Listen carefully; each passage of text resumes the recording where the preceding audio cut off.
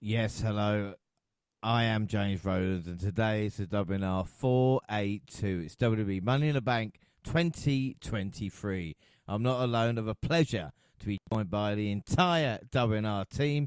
Up first by my side for every WWE and mostly every AEW show is, of course, fantastic Jaxie Scarlett. How's it going? Hello. Yes, hi. Happy Saturday, everyone. What do you mean mostly? I missed Oh, like the odd one or two. you've missed one, which is Forbidden Door. So, what were your thoughts on Forbidden Door before we move on? I really enjoyed it. I mean, I can't say that I was a little bit disappointed to hear that Adam Cole's match happening very sad, last minute, but overall, I think sort of structurally, the show went well. I think Kenny and Will had another great match of the year candidate. And I just was completely shocked by the main event. I did not see Bryan Danielson picking up that win over Okada. They both went hard. Yeah, no, it was a crazy event. But tonight, Money in the Bank. Are you looking forward to today's show? So it should be. Yeah, I'm very eager and interested to hear all of our thoughts on this. There were some pretty sort of interesting decisions that were made in these matches that I'm pretty sure none of us saw coming. So I'm looking forward to kind of diving into this and divulging in each and every match. Yeah, without a shadow of a doubt. Well, up next, our resident NXT expert and New Japan deity. It is, of course, Monty. How's it going, fella? Doing good, doing good. Happy to be back, and man, really excited to be talking about Money in the Bank. A really, really strong premium live event. They've been on a roll, and I'm happy to talk about how WWE's continuing to keep this thing going. And also, I want to hear your live. You were there. You were there live. I want to hear your live experience in more detail. I know you had a good time, but now I want to, want to share that with everyone else. So yeah, I can't wait to do this, man. Well, like I said, man, I'm glad we didn't do it 24 hours after the event last week because you know how hyped I was then. So hopefully you can Right. bring me down. Hopefully you guys as well can bring me down a little bit if I do get a bit overexcited, shall we say. Uh, but as well, so I'm looking forward to it. Last but by no means least, well, when it comes to Friday, I always earn. But don't try to teach me. I got nothing to learn because, baby, I'm gifted. You know what I mean? USDA certified lean. I'm the man. Yeah, I'm going to try and sing badly. Come. No, nothing can break me down. I got gas in the tank. I got money in the bank. I got news for you, baby. You're looking at the man. Yes. Well, not the man, but definitely the woman of the podcast is, of course, Gina. How you doing? Hey, I'm all good, thanks. I'm gutted to have missed Forbidden Door last week, but I'm ready for this Money in the Bank one. Yeah, you're back with Avengers. I'm not going to tell you if you want predictions yet. I'll let you guys know in a little bit. But what were your thoughts of Forbidden Door? Just quickly. Oh, I really loved it. I loved Forbidden Door. It always shows me wrestlers that I haven't necessarily looked into that much, and I more mean in the side of New Japan's side of wrestlers. I'm really looking forward to the upcoming G1. So for me, this was a great kind of like reminder of who's who in the New Japan side. And it's always great just seeing them cross over, especially with AEW. You know, they're crossing over with some of your favorites. So it was a great pay-per-view for me. And like my sister said, I did not see the outcome of that final match coming. So definitely surprised, but it was super good. Yeah, well, let's hope there's some more thrills and spills on today's show. But before we start with Money in the Bank, one of the things being at the O2 Arena before the show started was the sign coming up that Darren Drozdov had passed away. For anybody with W superstar Droz, who suffered an in-ring injury in 1999 that left him paralysed from neck down in a match with D'Lo Brown on SmackDown. I'll never forget that. He died at the age of 54. Now, I mean, Monty Droz had such a huge impact in WWE, but because of the kind of injury that he suffered, he was kind of always known to, the boys had to kind of show respect. He had, it was an awful experience for him. It is a sad time as well because Droz is the guy that is, like I said, we know the name because of what happened. Yeah, I mean, honestly, I don't think anybody wants to remember him for the gimmick he had of just throwing up everywhere. Like as much as some people of that era of wrestling may have enjoyed that. He's gonna Yeah, puke. I wasn't a He's gonna fan. puke. Yeah, I was not a fan. That's I don't beyond the understand mat. why Vince. That's yeah. Yeah, I remember. I don't forgot what doc it was, but Vince. Oh my God, he couldn't get enough of that of him Yeah. puking, and I'm just like, what the hell is wrong with you, Vince? But yeah, I agree. You know, besides that being memorable for that gimmick, he was definitely memorable for how his career ended, and it was always one of those things you heard stories about from that time. You saw how it impacted D'Lo's career. Like D'Lo was a guy who was, European champion, had all the tools to possibly be something even more in WWE or WWF at the time, but you know, after that unfortunate accident, he kind of lost his confidence and he ended up getting fired and never really was the same, even though he's still contributing and doing an awesome job. I think he still works at Impact. So yeah, shout out to D'Lo. I love D'Lo. You better recognize. Yeah, you better recognize, man. D'Lo was my guy growing up. One of them anyway. I love the whole nation pretty about him anyway. But Draws, yeah, like you said, one of those guys that was I wouldn't say a cautionary tale, but it was definitely one of those things that they talked about, and they was always respectful and always had a lot to say because, one wrong move could have you ending up, in that situation where you're a paraplegic and where your whole life could have been completely different. Because it really was just a regular power bomb. It wasn't even nothing crazy that did it, a run out power bomb, and that was it for Draws. And it was very, very unfortunate, it was sad to hear that news too, at how they did it, because it was a surprise to not only you guys in the arena, but us too, that on sitting at home online. Like, I couldn't believe it when I saw the graphic. I was like, wow, this was really fresh. So it was really, really sad. But again, like you said, he will always be remembered, even if it was. And Mark Henry had like a great story about just how much he loved Draws Dawson. He was always beloved by the boys too. So I prefer to remember him that way, that he was just a great person attached along with his legacy as a wrestler. He was a great person. Yeah. So it was really sad. Well, people can go back as well and watch him being the third member of LOD and throwing Hawk off the Titantron if they want. Yeah. Like I said, Joz's career. He had some pretty bad angles. He didn't have any ups, but he definitely will be missed. We're going to move on to Money in the Bank, and the build up to it, we'll start with Raw June 5th with Becky Lynch and Zoe Stark qualifying for Money in the Bank. And then SmackDown June 9th. It was all about, of course, Jey Uso and being told he was getting groomed to be the next tribal chief. And would he believe it or not? Heyman, of course, told Jey everything about it, saying the blames last week on Jimmy, claiming he'd been jealous on his brother. Backstage, Sami Zayn attempts to talk sense into Jey Uso, reminding him of the manipulation of Roman Reigns and urged him to listen to his heart. We get Santos, Butch, Bayley, and Io qualifying for Oscar got a new title, but was interrupted by Charlotte. Jaxie, I could hear you screaming from here.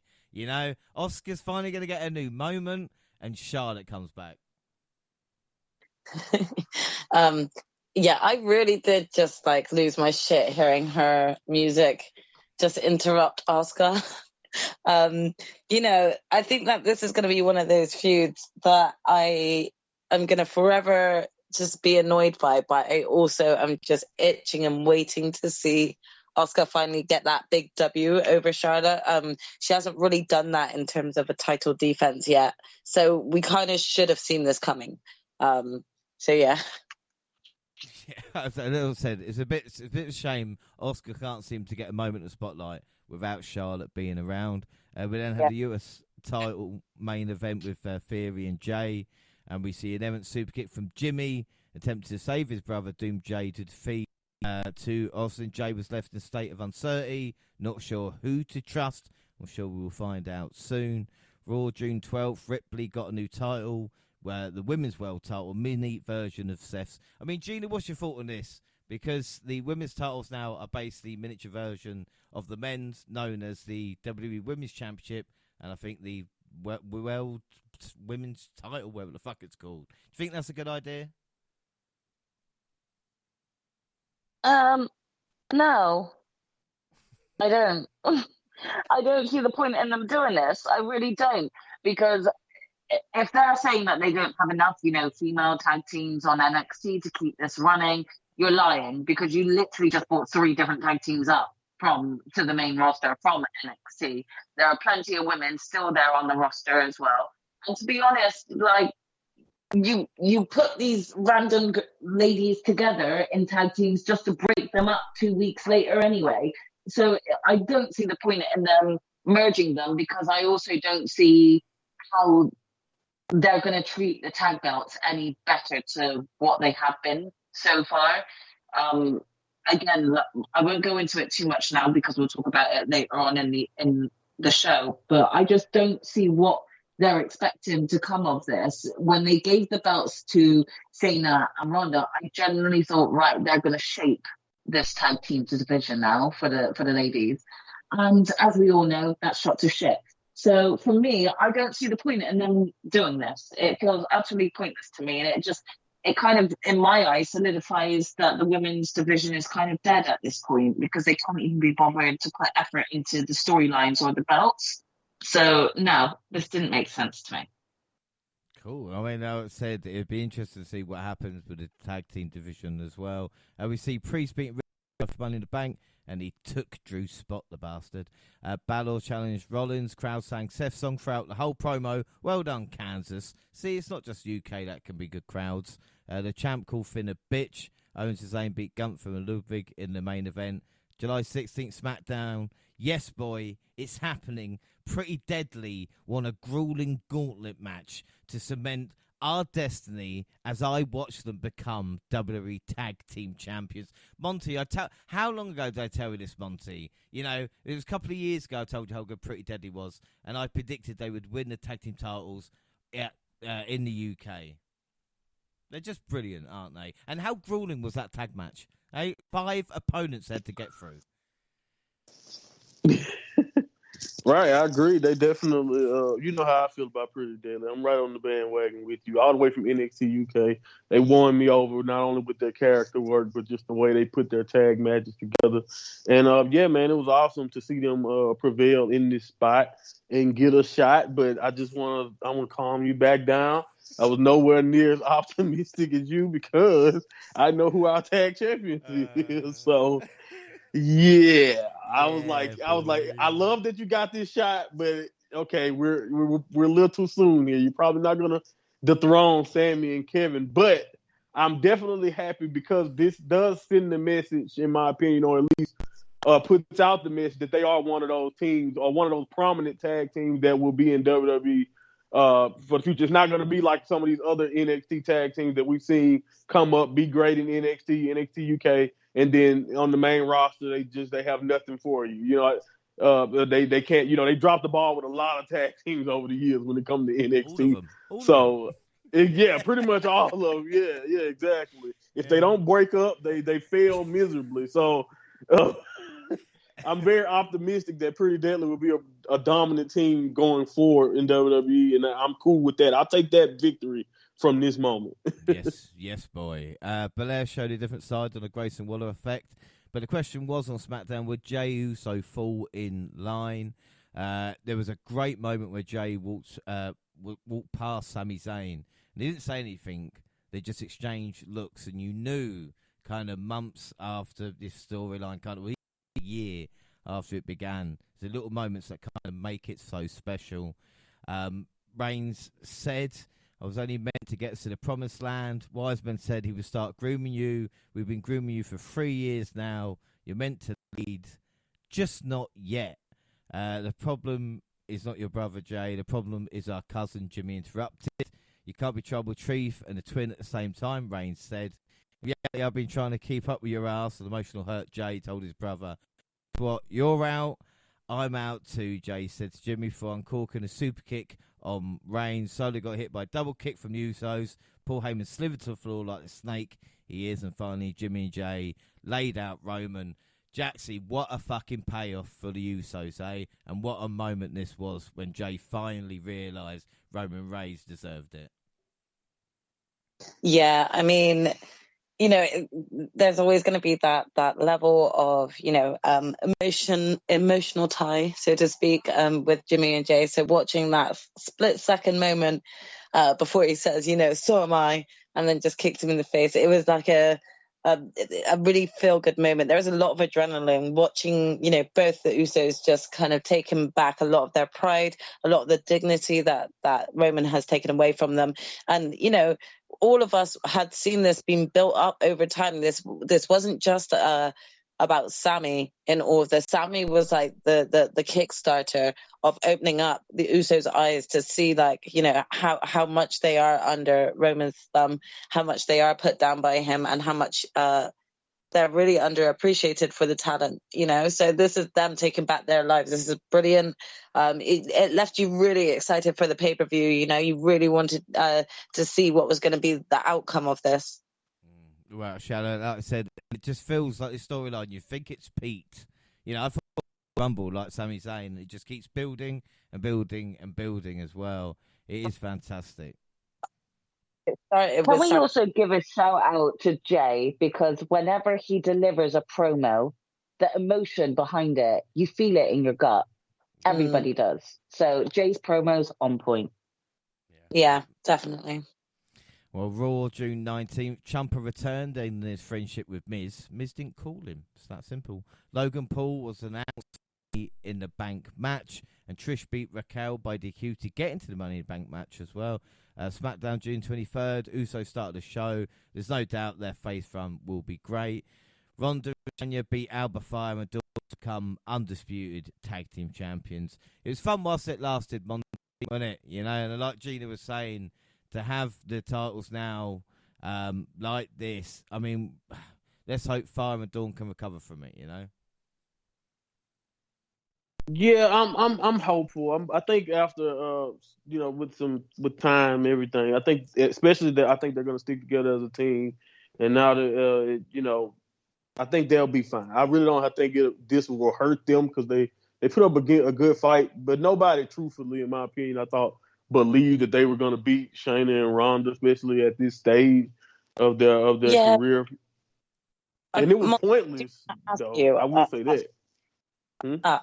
I wanted to ask Monty, though, like, do you think that they did a bit of a disservice, maybe like just bringing them up just maybe slightly too quickly, like maybe after a couple weeks, maybe after this pay-per-view, then had brought them up? Do you not think that might have actually saved them a bit of credibility? Because of course we're going to be going into talking about Money in the Bank in a minute, but I just can't help but feel like if they made their debut onto the main roster after this event, I think that there would be a lot more sort of hype behind, sort of the women's tag division and what's to come, the future of it, I just wonder what you think about it. I see what you're saying. Honestly, I think maybe, you can make that case that now, in hindsight, sure. Yeah, it would have worked much better now. But I do think that even though they lost this match, it didn't really hurt them as much as I feel like it just sends the message to me that NXT does not want to book those tag belts anymore. So it's like, that's really what I got from it. I just got from it, okay, so NXT, after giving away most of their tag division, I guess it makes sense that they don't have, that they're just like, all right, cool, merge it with the other belts, because we don't really have a tag division anymore.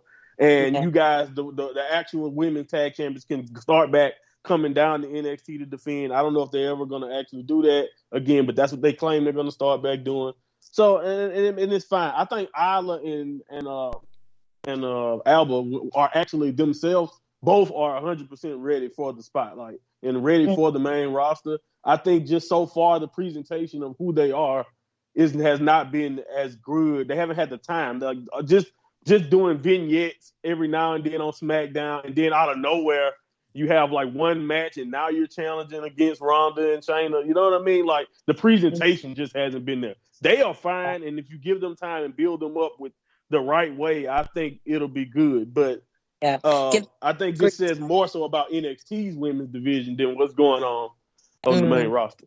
True. So, speaking of the women's tag division, Liv Morgan returned and with Raquel stared down the champs. And Yes Boy, Pretty Deadly with new glitter ball. I do like glittery balls. We're on the Grayson Waller effect. Then capped that off, beating the Street Profits, even though Ford did look good in PD attire. Charlotte beat Lacey. Remember when Lacey Evans meant something? And then the main event, Sheamus versus Solo, ended in a no contest. As Sikoa threatened further damage, Usos hit the ring and took down a brother with a barrage of super kicks. Raw go home June 26th. Riddle versus Gunther. And Rousey, Baz versus Liv Raquel added to Money in the Bank. More importantly, NXT champion Carmelo Hayes lost to Finn Balor. See, our boy Carmelo lost to Finn. I mean, what's that about? Honestly, I feel like this is one of them, and maybe it's because I'm used to watching New Japan, and the more experienced person, for the most part, is always going to win the match in New Japan. But, yeah, I mean, I'm not really that shocked here. I was happy to see him on Raw. The fact that he's NXT champion and getting this spotlight, or pretty much an impromptu debut, introducing new faces to people who don't watch NXT regularly, got a chance to see what he can do in the ring. And it's in the ring against somebody not only that he really wanted to fight at some point, because he really look up and respect Finn Balor. It was in a situation where, honestly, you don't want Finn to lose here. Finn is primed for a world title shot. So I knew it was going to be a stretch for Melo to pull off an upset or something. But I do think if he looked good in defeat, and that's kind of the goal in this scenario, if you see what I'm saying, because he is the NXT champion. And you just want to introduce him to people. At least that's what it felt like to me. I felt like this was just more of a, let's put him in the ring and show you guys not only why he's NXT champion, but why he's the future of this company. Yeah, I mean, Gina, did you see it? Were you impressed with Carmelo Hayes? And would you watch NXT? Because let's not forget Seth Rollins Seth Rollins went down to NXT a couple of weeks previously. Yeah, well, I find it hard. So I always go with Carmelo Hayes with the win. I don't know why, because I don't watch NXT, but for me, the little clips that I have seen here and there of Carmelo Hayes, he's always looked like he's been on it. So he's always been like a safe bet for me to go for. But I wouldn't exactly say this has made me want to watch NXT anymore. More from a time point of view. I just don't have the time to add more wrestling to my weekly shows. If I had the time in the world, would I consider watching NXT? Probably, yeah, because there are quite a few guys that have come up from the NXT brand that I didn't get to see in NXT, and I was quite gutted about that. So it would have been nice to have seen sort of where they grew from in the NXT brand and then coming up to this main roster show. So no, it's not enticed me to watch NXT anymore, but that's more because of I don't have the time to, not because I don't want to, if that makes sense. Yeah, but so, also yeah, I mean, I'm still interested though. Yeah, and what's better as well, rather than an NXT guy just coming up and people going, he's from NXT, you'll be like, oh shit, that's Carmelo Hayes. We saw him a couple of months previously, you know, so then again, you kind of know the talent a little bit more. Exactly. Yeah, right. So on to a bit of news, and I tell you what, Pedro Morales is having a bad few months. His record of 425 days as Intercontinental is getting closed in on by Gunther, who became only the fourth man in W history to hold the title for a year. Macho and of course Honky Tonk's 450 door record reign are in sight. If that wasn't bad enough, Roman will pass his 1,027-day reign as WWE champion. Not only that, but spoiler alert, what happened with Money in the Bank, if Damian Priest becomes world champion, he loses the record for only Puerto Rican world champion. What have people... I mean, Monty, what are people's problem with Pedro Morales? You know, wasn't he a legend? And now look at this. Talk about a bad month. No, see, I think you're taking this the wrong way. Look how long it took for somebody to touch some of these records, man.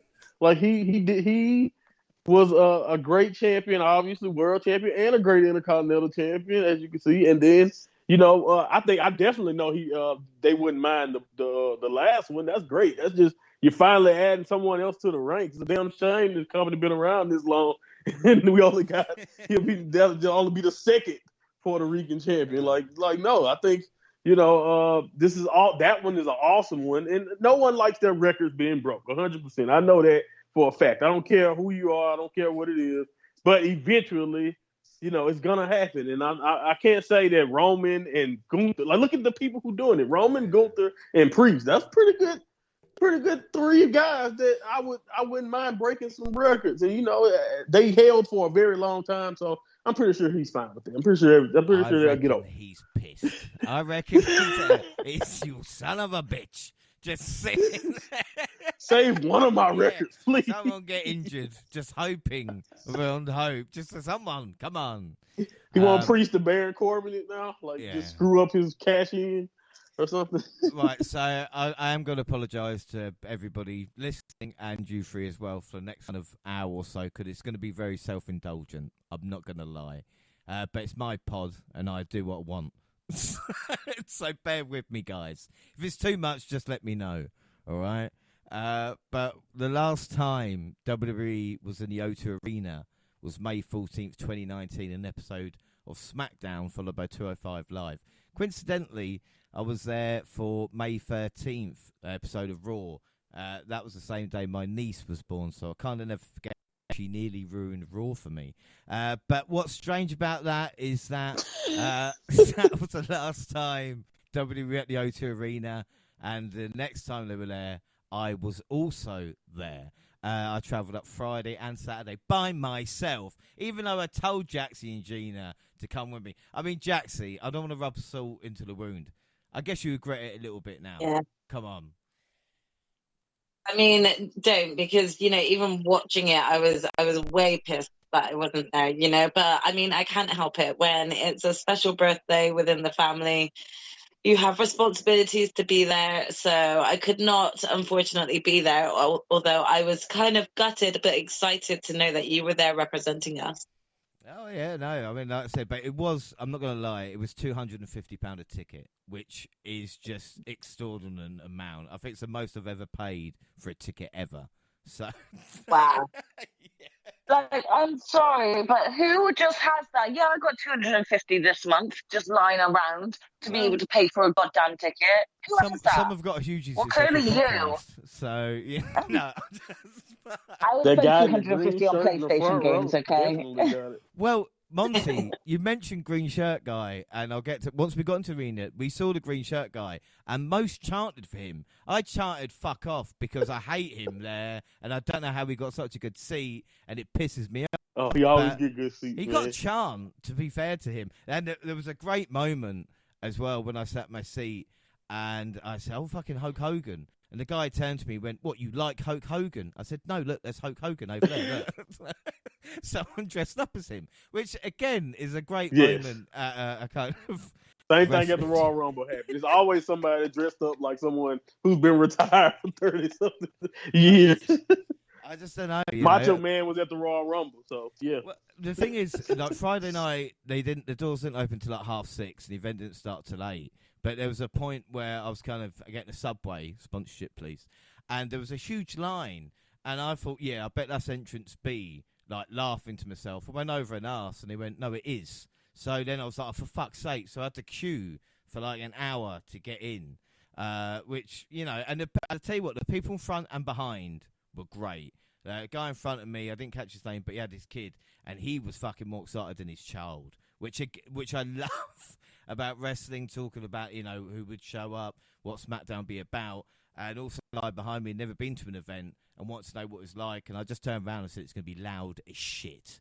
Just get ready to not be here. It's just going to, because the sound of you guys knows is just isn't it? Like that. It's guttural.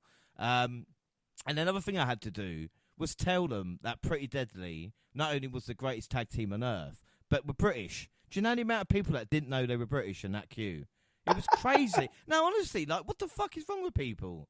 I was saying, no, Pretty Deadly, no, they're English. Let's cheer them. No, fuck that. No. So you basically confirming the Brits don't watch NXT either? Come on, man. I didn't know that they were British either until it was pointed out. But to be fair, I've not seen them before they joined the main roster, so you can give me that credit. Fair, but like, come on, Jay. Like, seriously, were we the only two people watching NXT? The NXT UK, there was more New Japan fans there than fucking NXT. Like, Right. NXT UK was not. Impact was more represented. Like, there were Oh my people God. who just like the cross section of people that just looked like me first and foremost, and then just in bigger or smaller kind of groups. And then you kind of knew and I tell you the one person, because usually you get like the woos and the stuff like that in the queues, and all we had was LA night. Yeah, that was Friday night. Was all about LA night. It just was a kind of groundswell. I don't know who started it, but we were like, all right. We got into the event for SmackDown, and it was the OC. Remember them versus LW. In a dark match to start with the Legado theme, and you know much how I dig the Legado theme, Monty, so that was quite good. Of course, Legado getting the win there. Fans in the cheap seats wanted the lights off because obviously such a big crowd. WWE want to show it on TV, but the fans couldn't see shit. So again, I'm surprised it didn't show up on television. Them chanting that, but WWE is such a big machine. That probably just, managed to sort it out. Oh, no, they edited the hell out of SmackDown. Like I said. And something they didn't edit, Owens and Zayn, their reaction they got versus Pretty Deadly start the show. I mean, it shows you how over those two are as faces. For the UK guys, probably because 50% of the crowd didn't know who they were British. But again, no, just there was no home advantage as it was there. I mean, it is just like, Jaxie with Sami Zayn, there is just a connection. Me and Monty talked about last week, like Eddie Edwards with AEW. Sami Zayn has just got that connection with the WWE crowd, no matter where he goes. And Owens isn't far behind, is he? I have to agree. I think that it's not only the way that Sammy's character has been built up, that has ended up like catching the hearts of the WWE universe, but I think it's like the effort that he puts in. He was very underrated for so many years, and I think a lot of people actually went back to watch his run in NXT alongside Kevin Owens because of how well talked about that their rivalry was in NXT. I know I didn't watch any NXT with them in at first, but then when they came to the main roster, I went back to watch their stuff. So they've really built something for themselves, and over the years, their fans have just stayed loyal to them. So to see them in this elevated position as double title holder, I think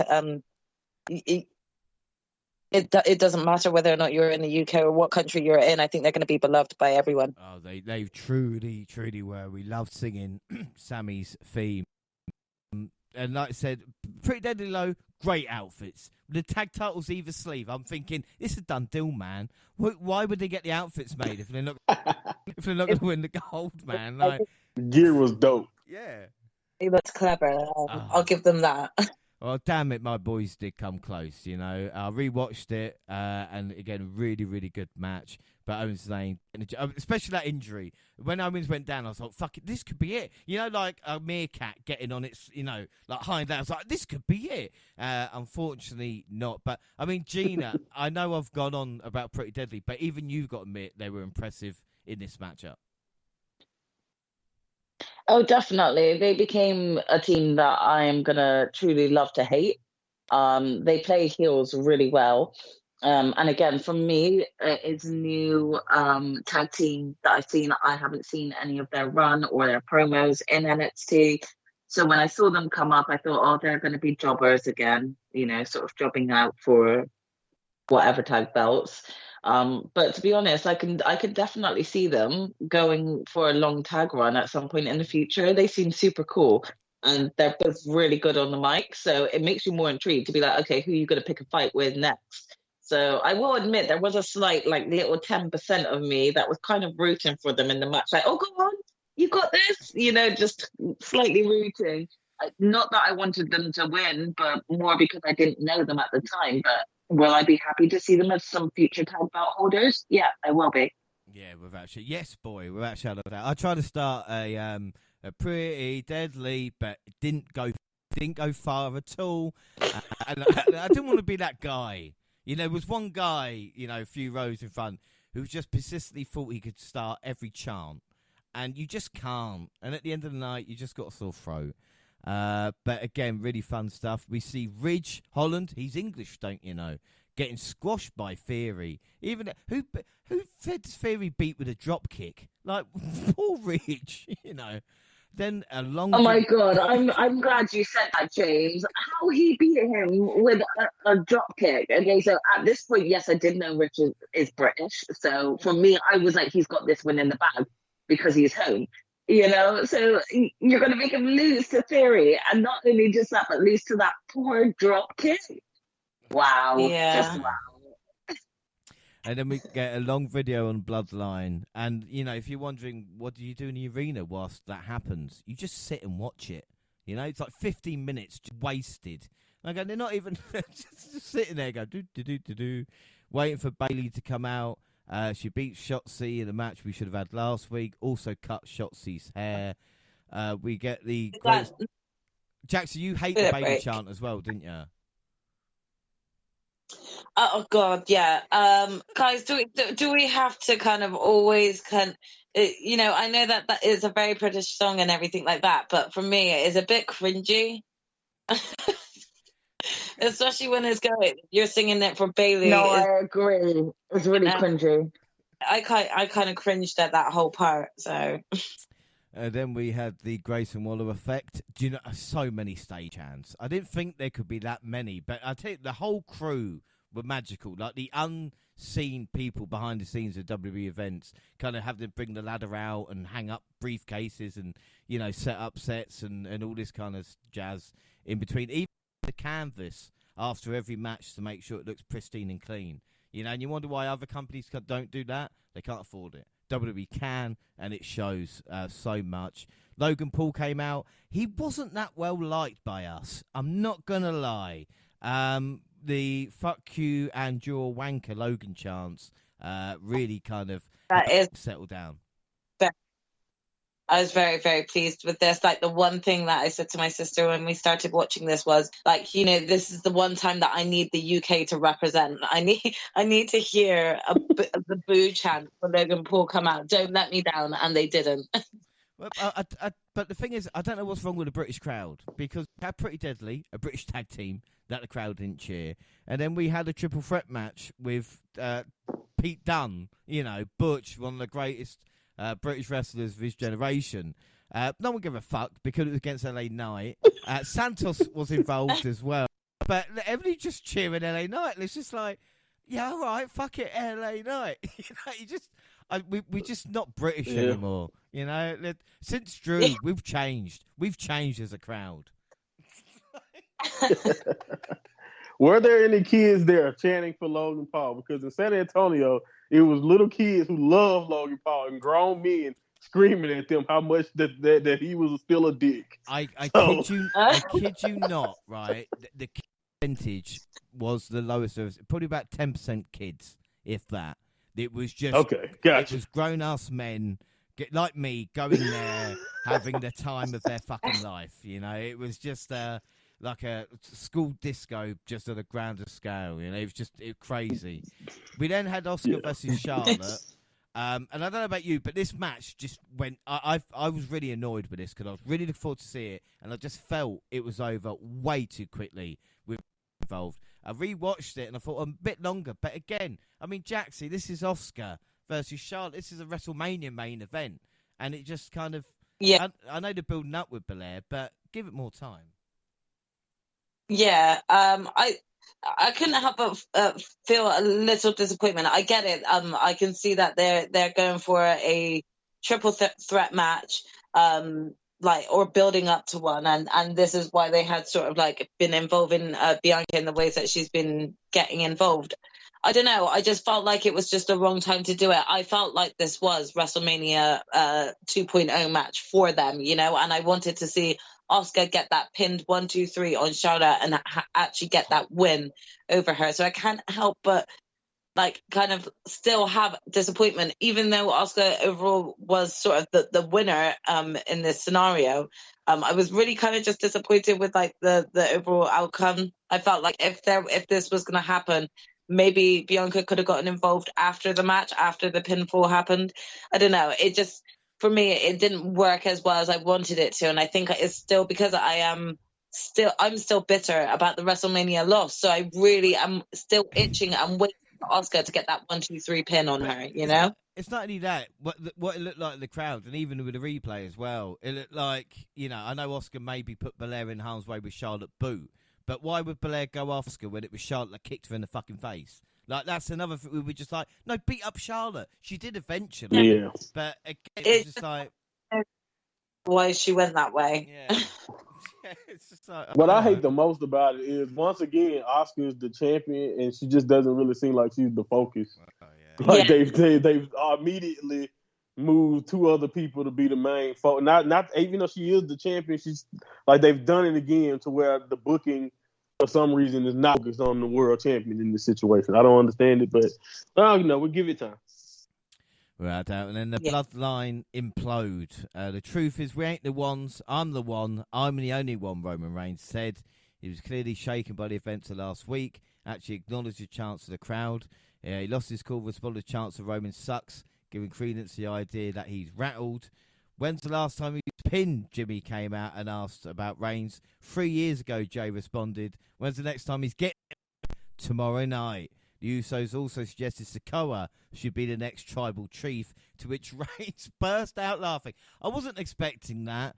And again, to be shut down by the Enforcer, he didn't find the response particularly amusing. Great facial expressions all round. Jay wiped out Reigns and Sikoa as the show came to an end. But I tell you something, Gina, not only Reigns laughing in Solo's face, but have we got the coolest move in wrestling at the moment with Sikoa just, over his right shoulder at Roman Reigns? Like, that little movement that he does, I'm thinking, you're going to get fucked up one day. Honestly, that little movement reminded me of my father. That look that my father gives me, as if to say, you do that again, and I'm going to hit you. You know? It's just one of those, I'm not going to try it. I'm not even going to risk it. I'm just going to, do you know what? Let's start a new conversation and then just forget that ever happened. You know, it was one of those looks. And so every time Solo has to make that signature look that he does so that people know they fucked up. Yeah, I'd like to say that it's good stuff all round building up towards Money in the Bank. And then afterwards, after SmackDown finished, which was on for about an hour and 45 minutes, and you consider there was 15-minute videos, so we probably got about 90 minutes of stuff, but we did have AJ Styles versus Cross, which was the same match we had on SmackDown last night, actually at MSG. Same finish as well. Austin Theory. And I tell you what, I think Austin Theory was the star of the night for me because he came out and worked the crowd brilliantly. Rey Mysterio came out, got on the mic, and then we sang Theory's a Wanker to Seven Nation Army. As Ray beat Austin, who just kind of was hating every second. And then we left, quite early, got home quite early from that as well. Thought wasn't too bad. We'll see if Money in the Bank's any different. July 1st, the O2 in London. But before that, there was a Undertaker show, the one-man show. Tickets were available. I think it was in Indigo. I think it was about a 1,200 capacity. Do you know what? I was 6 rows back, aisle seat. The fucker looked at me, right? And you know me, I'm the biggest mark going, and that is the biggest mark. For me, the Undertaker is Monty. I nearly lost I nearly did a Jaxie. You know what I mean? I couldn't. He's the reason. That's why I didn't want to kind of meet him or touch him, because when you meet your heroes, like, he's the reason I watch wrestling. And I just was sitting there for 2 hours, just in awe, like mouth open, just clapping, yay! Just everything that he was saying and doing, Yeah, I 100% understand that. That makes a lot of sense. It's different. It's not seeing your current wrestler. Like, you can take pictures with someone that you watch all the time and all that, but like when you see someone that you grew up, not you just like using all of, like, and then you gotta understand, Undertaker for a long time, he wasn't making public appearances and stuff because he was always in character. He was always the Undertaker. So, to be able to sit there and I bet hearing stories from him and all that and just, him field questions, I bet that was a once-in-a-lifetime type of experience because, again, he's a once-in-a-lifetime character. Well, they took no phones to the show, so they put the phones in little pouches and you kept them on there as you went in. And, of course, queuing up, that was probably the biggest queue of all. I did do queue up for the Superstore earlier, but compared to the one in Cardiff, the lines here was only about 15 minutes. The problem was all the kind of large T-shirts were running out. So you kind of just had to go, where are the large ones? Where I don't want any other size. I'm not small. So, with that, I kind of, a couple of Money in the Bank T-shirts, Cody Rhodes top as well, which I thought was pretty cool. But at the Undertaker queue, there was a meet and greet, I think, for £200 extra.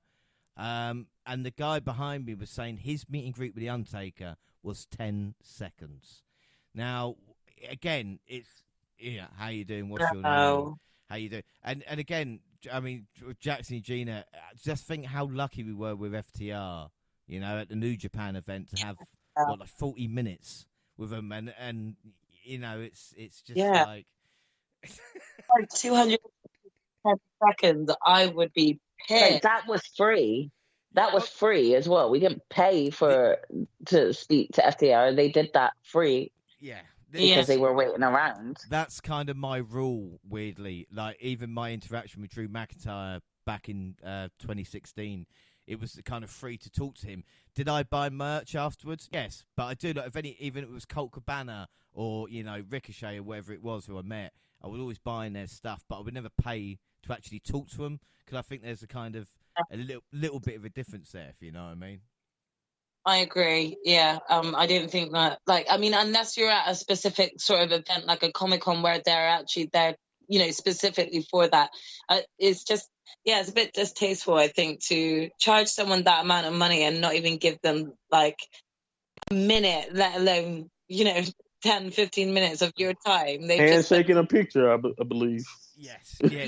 Literally, it was the... Hi, my name is James. Hi, I'm Undertaker. I'm a huge fan. Okay, smile. There's Take a picture. There you go. Bye-bye. But again, he did have, probably 500 people. Like I said, they printed money at the O2. Yeah, but then limit yourself, limit your... If you know that you're not going to be able to do it, do £250, 10 tickets, and spend an hour with each of those persons and genuinely, let them get to know you. They've paid this money because of you've clearly had an impact on their life. So show them the respect that they deserve for paying this money out. Do you see what I mean? This isn't me judging the Undertaker. This could be, his promotions team that shortened things as well. To limit his time. This just wasn't thought through, I don't think. But you should always. I know it for them is thinking about money, but this is how you tend to lose fans as well. Actually give them the respect of some of your wrestlers' time, especially when you kind of showcase that's what you do. I mean, sorry, but do you know how many sort of special charity events that they showcase them spending time with people, within the hospitals, in the army and stuff like that. But then, people that are just naturally paying for your time are not even being given the same respect. I just don't think that's very fair. But this is the thing. This is why I always tell people, even people listening, go to your local events, go to the shows that are nearby as well, because the interaction with the wrestlers who haven't even made it yet or have kind of the other way, who have been in WWE, you'll be able to, interact with them and have a chat in a much kind of big way. And that's what surprised me so much about New Japan, even it being a big company, to be still be shake Zack Sabre Jr.'s hand and see Okada and all this up close. That if you want an interaction with them, go to those types of events. Because with WWE, there is a kind of barrier in between. I think it'd be fair to say. Yeah, I mean, I'm not gonna lie though. If there was a chance to meet the Usos, me and G definitely would have probably tried to take it for sure. But this is why I didn't want to do the Undertaker, because it was just it's not long enough, and I'm just going to be I've been watching ever since seeing this show. I've been watching. She's kind of send me sleep every night. It's kind of brought me back to my childhood, and I thought if I'd have met him, it may take the shine away. And he even was saying, like, he's going to tell a story with his friends here. And I'm not going to tell the stories he told. There was a Macho Man one that was fantastic. Speaking about Andre the Giant, 25 years head in a cell. He did say no one has done more with what they had than Mick Foley. It was absolutely beautiful when he was speaking about that. He was meant to do 90 minutes. He ended up doing 2 hours. So by the time we come out, people were actually saying, like, you know, oh, fuck, we've got to queue up for, like, Money in the Bank. But the merch was interesting as well because there was no LA Knight T-shirts. And I don't know why. How do you not have LA Knight T-shirts? LA Knight is on one of the biggest flexes that he has been on for the past, I don't know, 3-4 weeks now. I swear every city that they have gone to, LA Knight's camps have been some of the biggest. Just beneath Raymond. So how could you sit there and not even have that much LA Knight gear? It's actually quite shocking. Did they sell out? Or well, no, they didn't have any. They didn't have any. I read that he was one of the top merch getters of the weekend. So who knows? I don't know what's true anymore. Honestly, because you know what? Probably what it was one of the top merchandise because everyone realized that they didn't bring any LA Knight merchandise, so they all had to go online. The Euro shop apparently so many orders as well. Euro shop there was you there. go. And another thing that was available and people were fucking furious they couldn't get hold of were these £75 Money in the Bank briefcases which said I was there in London. People were saying they were willing to pay a double and triple for these prices. Like WWE would easily have made another 25 grand through that, you know. And again, I think WWE did it on purpose because then the items then become even more valuable unless they just didn't stock up. Because you know, it's even like some of the Money in the Bank football shirts that were there that kind of sold out straight away. There were no replacements. You know, so again, a similar thing happened at the Royal Rumble with those I was in San Antonio shirts and stuff. Like, it was within, like, the first hour of people getting into the arena, they were gone. So, yeah, you might be right. They might be doing that on purpose. I'll tell you something, though. There was great. I was like a kid in the candy store for the merch, queuing up for an hour and a half to get into the Undertaker show. And then there was a merch stand of Undertaker stuff.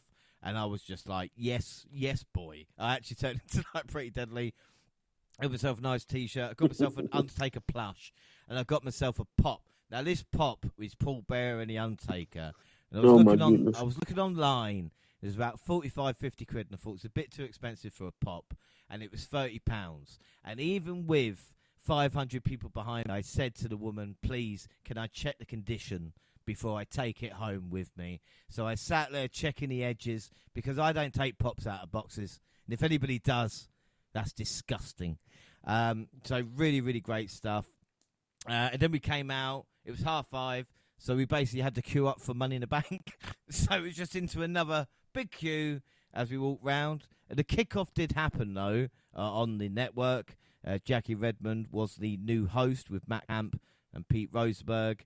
In studio, Caleb Braxton then tried to talk to the Bloodline. Heyman was in tears. He was worried Roman was going to tear him apart, smash him, stack him, pin him.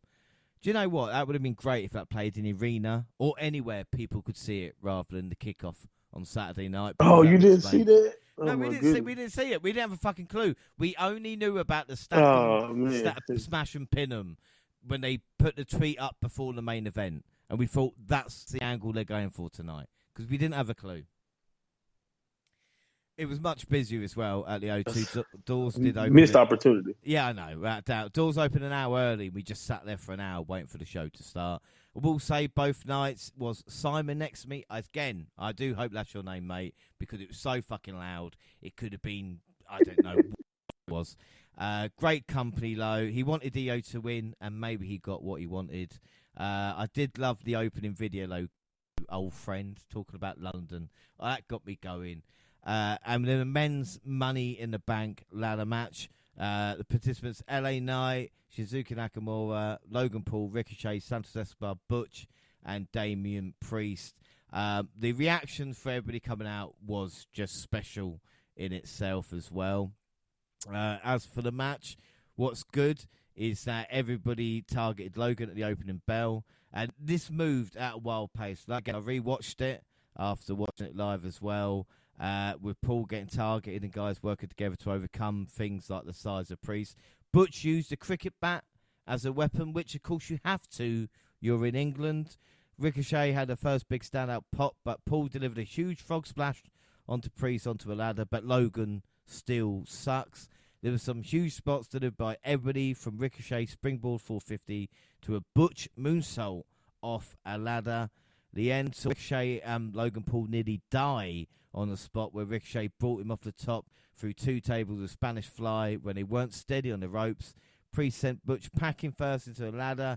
The night thought of Priest, Moore and Santos to seemingly win, only for Priest to return and stop him, send him off the top, retrieving the briefcase, and your new Mr. Money in the Bank, Damian Priest. Who starts off? Jaxie starts off. I mean, what were your thoughts on that? Because we were on our feet throughout.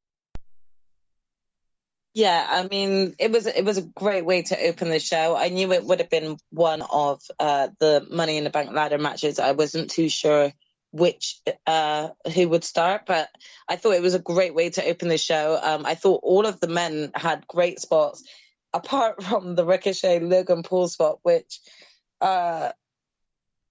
it's just, do you know what? I don't even want to give them like the sort of like you fucked up sort of chance, because that just kind of looked horrible, and I was just kind of hoping that they were still okay, because they just still went for it, even though they really couldn't find their footing on the rope.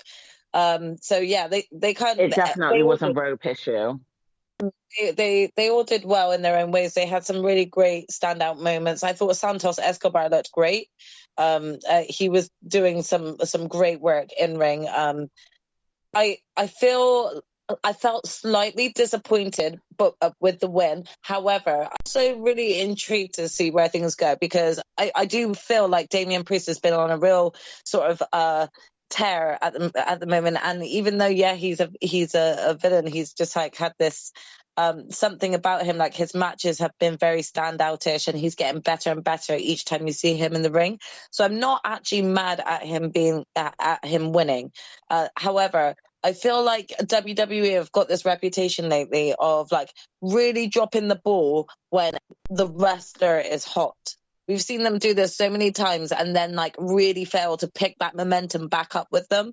And I feel like they're really doing that with LA Knight. Like I think this was the perfect opportunity for LA Knight to just go on like this, this spur of, jumping across brands with this briefcase and just teasing about who he's going to be, cashing in on.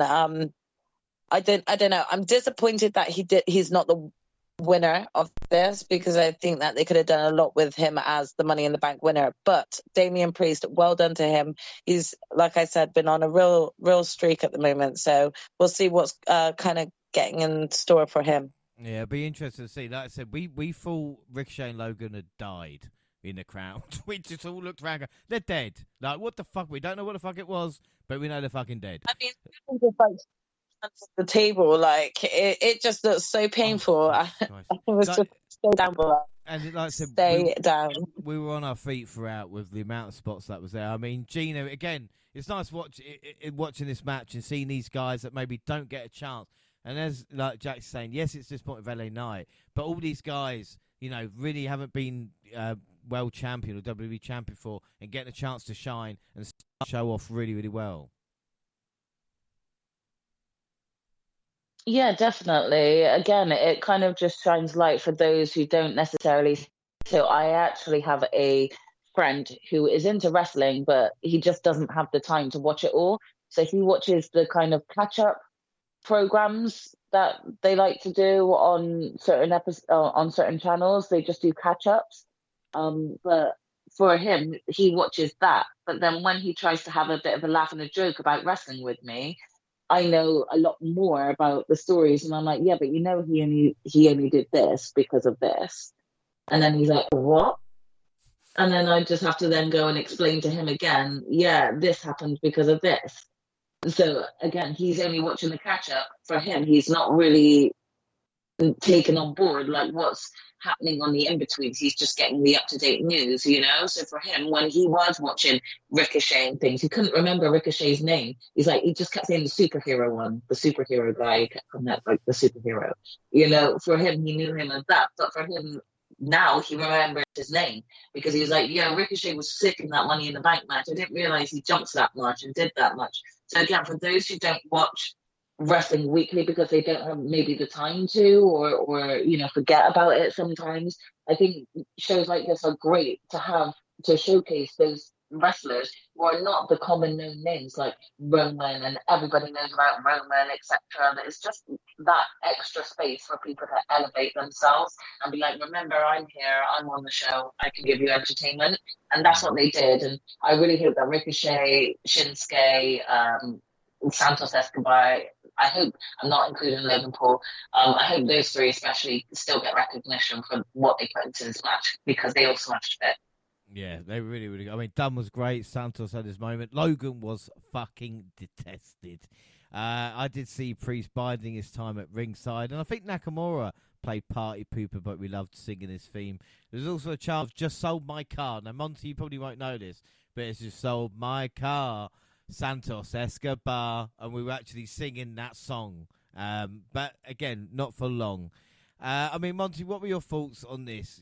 Because like I said, it's a great way to open the show, and I think all 7 superstars shone. Yeah, it kind of gave me flashbacks to like the very first Money in the Bank, or the first couple of Money in the Bank, when they did a good job of peppering guys who hadn't been world champion before, or newer faces, and they wanted to be exciting, but at the same time, you didn't really have an idea. A lot of times recently, or not all the time recently, but every now and then, they give you a Money in the Bank match where you have multiple people who can win it. But in this one, you could have made the case for at least 3 or 4 of the guys. I even saw a compelling case that even made me understand Logan Paul. I wouldn't have went with it, but I understood what they were saying. Like, I'm not saying it would have been right. It definitely would have been wrong, but it was believable coming into it. So that's what I think gave this match that extra layer of believability. And you guys were as hot as ever. You can tell you guys were waiting for an hour or salivating for this show to start, because just from the moment it kicked off, you guys were ready to see the action and definitely ready for LA Knight to win. I think to talk about kind of like what Jaxie said about them pulling the trigger on guys or whatever, it's sometimes, to me, I really think it's just like, if the fans really want it and they want it right now, WWE is always like, no, wait, I'll tell you when you want it. I'll tell you when you really need it. They're not always right with it, but I'm just saying that's just what they seem like they tend to do. The fans, everybody else could make that decision that it's time for LA Knight. But, again, my coming into predictions, I was like, the safest bet for me would be Priest. He's the safest bet because it makes sense. He just got a world title shot. I understand. Logan Paul would make sense from a business standpoint because he does a lot of viral numbers. It'll get headlines, him possibly being a world champion. At the end of the day, people are going to talk about it. If that's what they want, I understand. And then you got LA Knight, the popular choice, probably the right choice, the choice that everybody wanted to see win it and get this new life and get possibly a chance. But, Hunter said after the show, he feel like LA Knight is just starting. So there you go. That's his explanation. He's just really getting it built up. So we'll see. Like you said, we got to play the long game. There's one thing WWE has been doing. They've been waiting, making everyone play the long game. Cody's story still ain't finished. The bloodline it's been going on for 3 years. So we're playing the long game at this point. But we'll see how that turns out. Storytelling. Yeah, like Triple H just said, okay, you guys want some long-term storytelling? Yeah. We're going to make you wait. But anyway, the match itself, though, the spots, like Ricochet, like you said, freaking superhero is a great description, because in this match, I really think he really set the tone and was, even on that spot that almost was a bot, it's a veteran maneuver, because Logan Paul said it in his on his podcast. He was ready to abandon it. He was like, we got to do something else. And no, Ricochet's like, nope, we're going through it, because that's just that's the old school wrestling style. Like, no, we got a spot we set up, we're going to do it, and you're going to be safe somehow. And magically they were. It makes you think, though, if they actually pulled that spot off, it would be one of the greatest things we would have seen. That. Oh, if it went, yes. If they would have landed on the rope like they wanted to and did a Spanish fly off the top, it probably would have been the sickest spot we've ever seen. Yeah, but again, the amount of things that have to go right to do that spot, it just, you can see they were trying to do something really, really tough. So it's amazing that they got to get whatever they got off anyway. The funny thing about the fickle Go fans as well at the O2. It's like I said, LA Knight go over on Friday. Even at the Undertaker show, he's like, "Who's you guys like?" And we were like, "LA Knight, LA Knight." As soon as he lost, we didn't think about him again, right? But literally, he was dropped quicker than anybody I can think of. Like, he quicker than Ridge on SmackDown. My thinking was, right, the only thing that annoys me about a Money in the Bank match is why they bring other ladders in the ring. So maybe a rule should be each superstar should have a designated ladder that they can only use to bring in, because there's no point bringing in another 3 if there's one extra ladder. Yeah. It does just setting up a spot. It just does my nutting. It just logically doesn't make any sense. Just say you can use the one big ladder, all of you, but you all have to bring your own small ones. And then I'll be like, that's fine. I'm happy with that. Now we can have 8 ladders, you know? Right. That's such a James thing to think about, by the way. It's very nitpickish of you. But no, the match itself, though, insane. Like you said, everybody shined in moments. I didn't have a problem with anything, honestly, that happened. Even Priest winning makes a lot of sense to me because, again, I'm a guy I've been a fan of Priest since he was Punishment Martinez, Ring of Honor. Yeah. That was my guy back then, and he's been my guy all the way through NXT. Even when he was in limbo after the Bad Bunny stuff and they didn't know what to do with him, I stuck with Damian. So I'm very, very proud and happy that he's in this position, even if it came at the expense of someone who's more over at the moment. And but I think it'll work out. I think hopefully they take their time with this Judgment Day stuff. They seem to be teasing implosion. We'll talk about more of that later.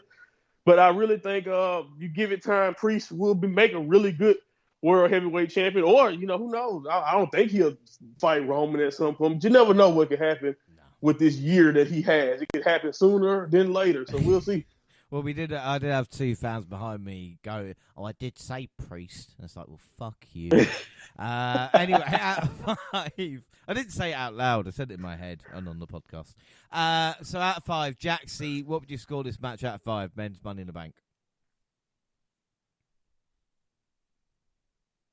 I mean, I'll give this a 4.5. I thought it was quite a decent match. So, Well, Gina, what about you? I mean, same, because I think even with the little slight mess up with the Spanish fly flip, I think they still pulled off something that made people say, "Oh shit," because they still wowed them. So yeah, 4.5 is great. Monty, what about you? Yeah, same thing here. 4.5 stars is a good starting point. Yeah, I can see why. I've gone 4 3/4, so maybe I'm going to be a quarter out this time round in school. But I don't care. We loved it. Like I said, I tell you, one thing was funny. I can tell. No, the crowd. I was about to say the crowd felt like 5 stars. We were so happy. I was so happy to sit down.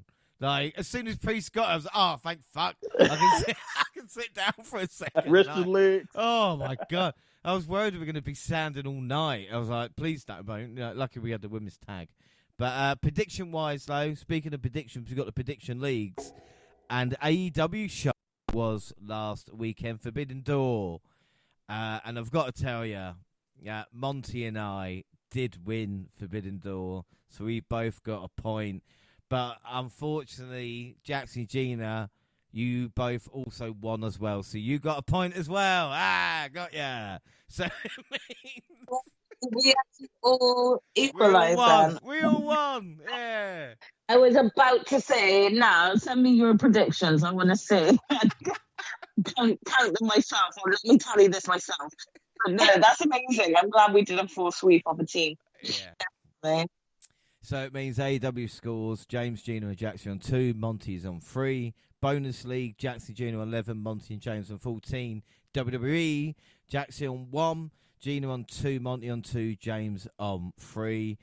Money Back predictions. To be fair, guys, I thought I threw this away, and I didn't look at anything else because obviously I went Drew McIntyre. So after that, I thought there's no way I'm going to look at the rest of the cards and see what happens. But you guys went LA Knight, so no one scored. So I could have gone The Rock, and it wouldn't have mattered. So me going Drew McIntyre didn't seem that crazy in the end. I mean, know? it didn't seem crazy, no. But what I am really annoyed about is just before I sent you my predictions, I had Damian Priest as the winner. And I was talking with my sister, and I was like, oh, I do feel like LA Knight's going to get it, though. But I feel like I'm going with Damian because that's who I want. And so I moved and switched it to LA Knight. So I'm so annoyed because I just should have kept it. But aside from that, it was good. Well, we move on. WWE Women's Tag Team Championship. Ronda Rousey and Shayna Baszler versus Liv Morgan and Raquel Rodriguez. Liv came out with a Ginger Spice-inspired gear. I only saw that second time round. And Jaxie, you've done your nutting because you think the Bailey chant's bad. There was a Liv is sexy chant, which made my skin fucking cruel. Yeah. I was just like, oh. Yeah. Can we not actually have any form of dignity, please? Oh my gosh. The chant is Liv is fit. Liv is fit. I mean, come on, guys. You know, have a bit of fucking decorum. No, I'm joking. Like, yes, no, I'm asking too much, seriously. Yeah, exactly. Like, we know she's good looking. She's in WWE, you know. Things did pick up when Liv, as Baszler turned a crossbody into an armbar, and Rodder added an ankle lock on top of that. We were having a little bit of a sit-down as a crowd here, I'm not going to lie, and we probably thought that was going to be it. Raquel broke it up and pushed Ronda onto Liv's ankle, adding to the pain. Liv survived the Kira through the clutch, got left alone with Ronda, but in a shocker, Shayna attacked Ronda and choked her out. I mean, everybody was just like, what the fuck? And got up and actually started paying attention to it. She leveled on the planet, and then she had to endure the Oblivion and your new tag team champions, Raquel Gonzalez. Is that even her name now? Rodriguez and, of course, Liv Morgan. I mean, Gina, what are your thoughts on this? Because I don't think anybody was expecting this. And if they said they did, I call bullshit. Nah, I was super shocked. Super shocked. I had a feeling this was going to happen at some point. Was I expecting it to happen now? No, it seems so early. I mean, I think there are reasons why they've done it now, which, James, I'll leave you to explain. But I was so shocked. I did not see this coming out of anywhere, just because, like, even when I watched it, so I watched it back like a couple of days after because I was busy on Money in the Bank weekend. But I had to rewind it to be like, wait, did Ronda accidentally hit Shayna? And that's why Shayna's done this. I was really confused. Like, why? Looking back on the replay, it looked like it was the blind tag that maybe annoyed her. But again, I thought, why wait 10 minutes? Like, do it. Yeah. You know, like... Yeah, it was just there was nothing that like made us think about it. And don't get me wrong, that's not me complaining. I actually think things like this are good, where they blindside you and you're just like, I did not see that coming in a match. Things like that are great. But again, I don't know, for some reason I felt like they were going to hold this tag belt as a tag team for a little bit longer than what they had it. So again, that's why I didn't see it coming right now. It was just too soon for me. Yeah, I think it was a shock. I mean, is it a case, Monty, of, you know, maybe WWE didn't want to do this, but with the rumours about Ronda wanting out after SummerSlam and having a match with Baszler, and because of the injuries and the kind of how long it took to get this position, you know, WWE have to do it now. And again, it was a great shock, but when you think about it, it's like, oh, we could have done a little bit more. I think we definitely could have done with more teases or something, like anything would have been better than kind of like just, you know, because like you said, it did work as a genuine shock, but it's definitely because of that. You know, Ronda Rousey is probably not going to renew her deal. I think she's going to be done with this. Or, you know, and I don't know. They was kind of making it sound like either her deal was up after something or she's just terminating it after something. I don't know, like, but either way it goes. Yeah, I'm done with this. But either way it goes, she wanted to put over Shayna on the way out. At the end of the day, that was something she always wanted. Seemed like she really just tried. It seemed like this second run, if you really think about it, she just tried to do stuff that she wanted to do, like originally. So I want to win tag titles one time with Shayna, my friend. So we're going to do that. And then after that, now I want to put her over. And since I don't want to be here anymore, let's do that now. Let's get it out of the way. It definitely comes out of nowhere, but even the execution of it, because even though you guys cheered and everyone everyone at home, even probably, if they got over the shock, was happy about it. It still wasn't really a babyface thing to do, but they pretty much made Shayna a huge babyface. Yeah, we just shit all over just Ronda. Because people don't like Ronda, right? Because we people sang don't her like Ronda. theme. So That's why this is why the British fans are such cunts, because we to the ring, we're like, yeah, and then just give us original theme music back, please. Because I really do miss that. I miss Shayna's original music that she had from NXT. I was about to say, it's a lot better than Shayna's song.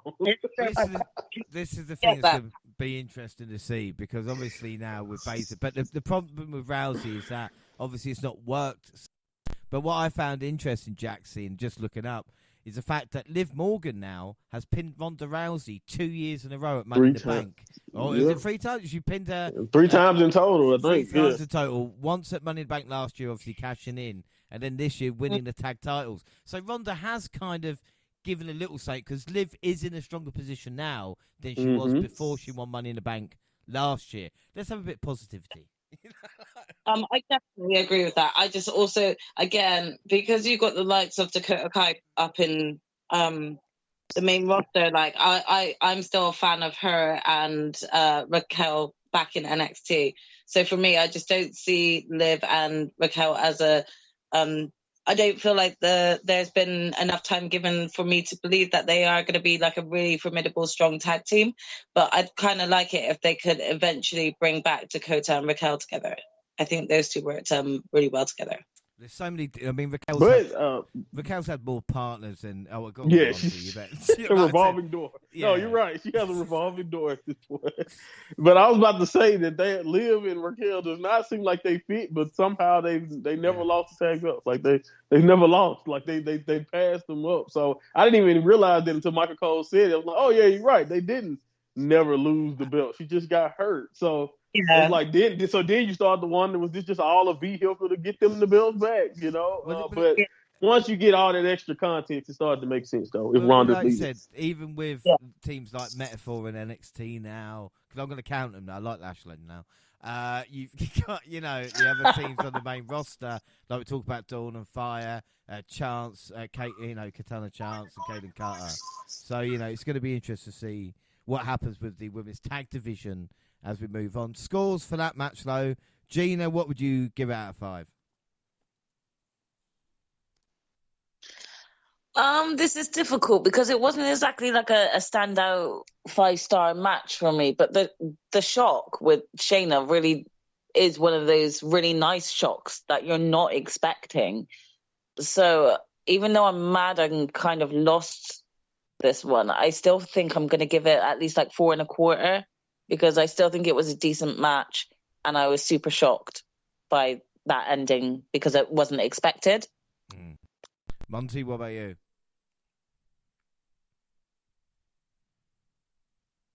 Yeah, I'm in the same boat. I give it around.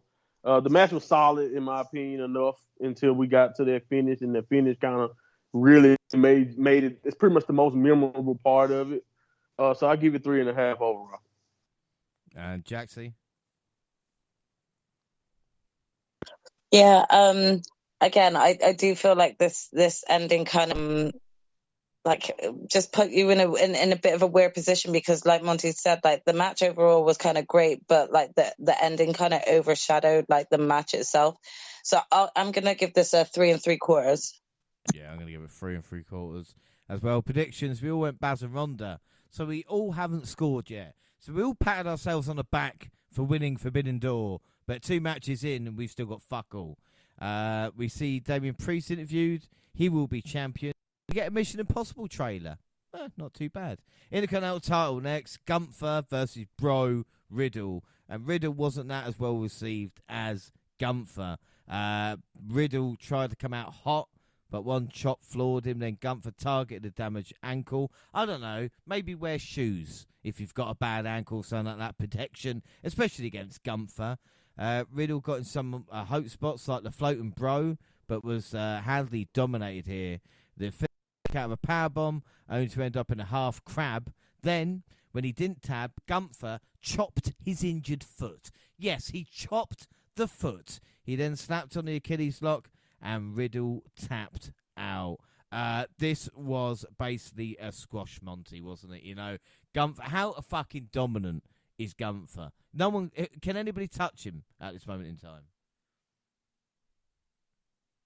Yeah, no, specifically in a title match, but yeah, it's just it doesn't really matter. I mean, if you go off his overall record and just in WWE alone, I think he's probably only lost 3-4 matches maybe in general. Like it's funny to me when I think about like on his way out from NXT, didn't like Brian Breaker beat him clean or whatever? He jumped a couple of times, and we were like, "Fuck you," you know. Like, can He's you not going to believe recover. it? Yeah. Like, how's he going to recover from this? And then he go to the main roster and just wrecks everybody, right? So no, he's unstoppable. It's funny. Michael Cole mentioned that Riddle and Gunther had great matches in progress back in the so I love that shout out because they did have awesome matches back in progress. And I must say though, like you said, Riddle at this point, it wasn't like this is how dominant Gunther really is. Like, you really, no matter what Riddle did, you never really gave him much of a shot. Even though I thought the wrestling was pretty good in this match, I did not have a problem with it. Like you said, definitely a dominant victory. And I have to also give another shout out to Gunther. He doesn't have one finishing move, and I love it. He can finish you with everything. It reminds me of Zack Sabre Jr. because Zack Sabre Jr. is another guy I love who he doesn't have one submission hold that you got to watch out for. He'll choke you out. He'll break your arm. He'll go after your leg. It doesn't matter. He can do whatever he has to do. He'll roll you up. He can do the Zack driver. He got like 8 different moves that he can finish you with. Zack has. And the same thing goes with Gunther. He can beat you with a chop, a splash, power bomb, whatever. Yeah. But the thing is, whatever he wants to do. The Undertaker said that in the point where he was talking about the kind of superstars their moves now and hitting like destroyers and somersaults, and it's like, what does Walter hit? A power bomb, chop? But it's not that right. It's the way he does it, and it's just like and it's so smart too. Everything he does, like everything makes sense. You never watched a Gunther finish and been like, what the fuck was that? Like it always made sense. With everything he does. So yeah, no, I really was into this match, even though Riddle just got his ass whooped for a good 10-15 minutes. Like I said, this was better watching it second time around because it just felt like squash. But I mean, Jaxie, the chops still haunt us from the Clash, but the chopping of the foot, I mean, Gunther truly is just hardcore in a way, like we said, basic moves. Exactly. I think you're absolutely right. I agree wholeheartedly with what Monty was saying. Like, Gunther doesn't really need a finisher because every move that he has, he knows how to deliver. It looks absolutely devastating. I'm loving this run that he's having at the moment. It basically was ultimately a squash match, but it really worked. I was thoroughly entertained throughout it all, and that sounds really bad because it basically makes me sound like I was entertained by Matt Riddle's pain, but it was more just the case of, look at this beast, they're really allowing Gunther the time to showcase what he can do and how formidable he can be. Yeah, like I said, it's going to be really, really interesting to see what happens. As for Matt Riddle, though, I mean, Gina, when we were at the Clash, and we saw Sheamus versus Gunther, Matt Riddle was feuding with Seth Rollins. And you look at where both wrestlers are now. Has Riddle been one note for too long? Does he need to change it up a little bit?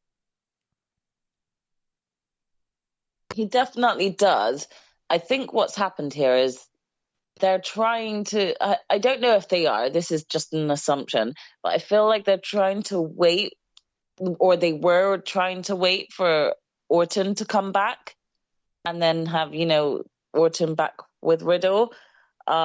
And at this moment in time, that doesn't seem to be happening. And I don't know whether that's due to an injury or whether Orton's kind of decided he might not really want to come back at this moment in time, But I think where they were waiting for so long and then Matt got a bit injured a little bit, I think they just got lost in the wind with what else they can do with his character, aside from being either Orton's breath of fresh air, he's the happy one, or just annoying, Kevin Owens and Sammy and just imposing on their time.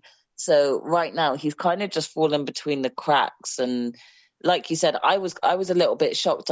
For some reason, I assumed that London were going to be more receptive to Matt. I thought they were going to be very excited to see this bro, just turn up.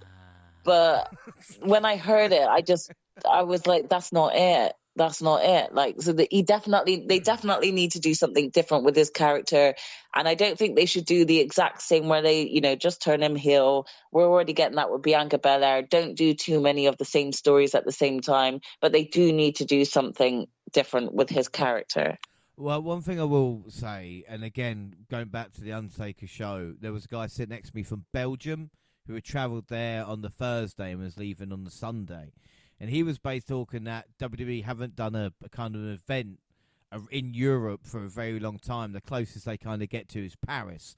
So there are a lot of Europeans who then come to London to kind of, watch these events. So I wouldn't be surprised if there's a lot of Europeans cheering on Gunther in that way, watching him as kind of one of their own, as we used to with superstars, who were British, and until we stopped giving a fuck about them.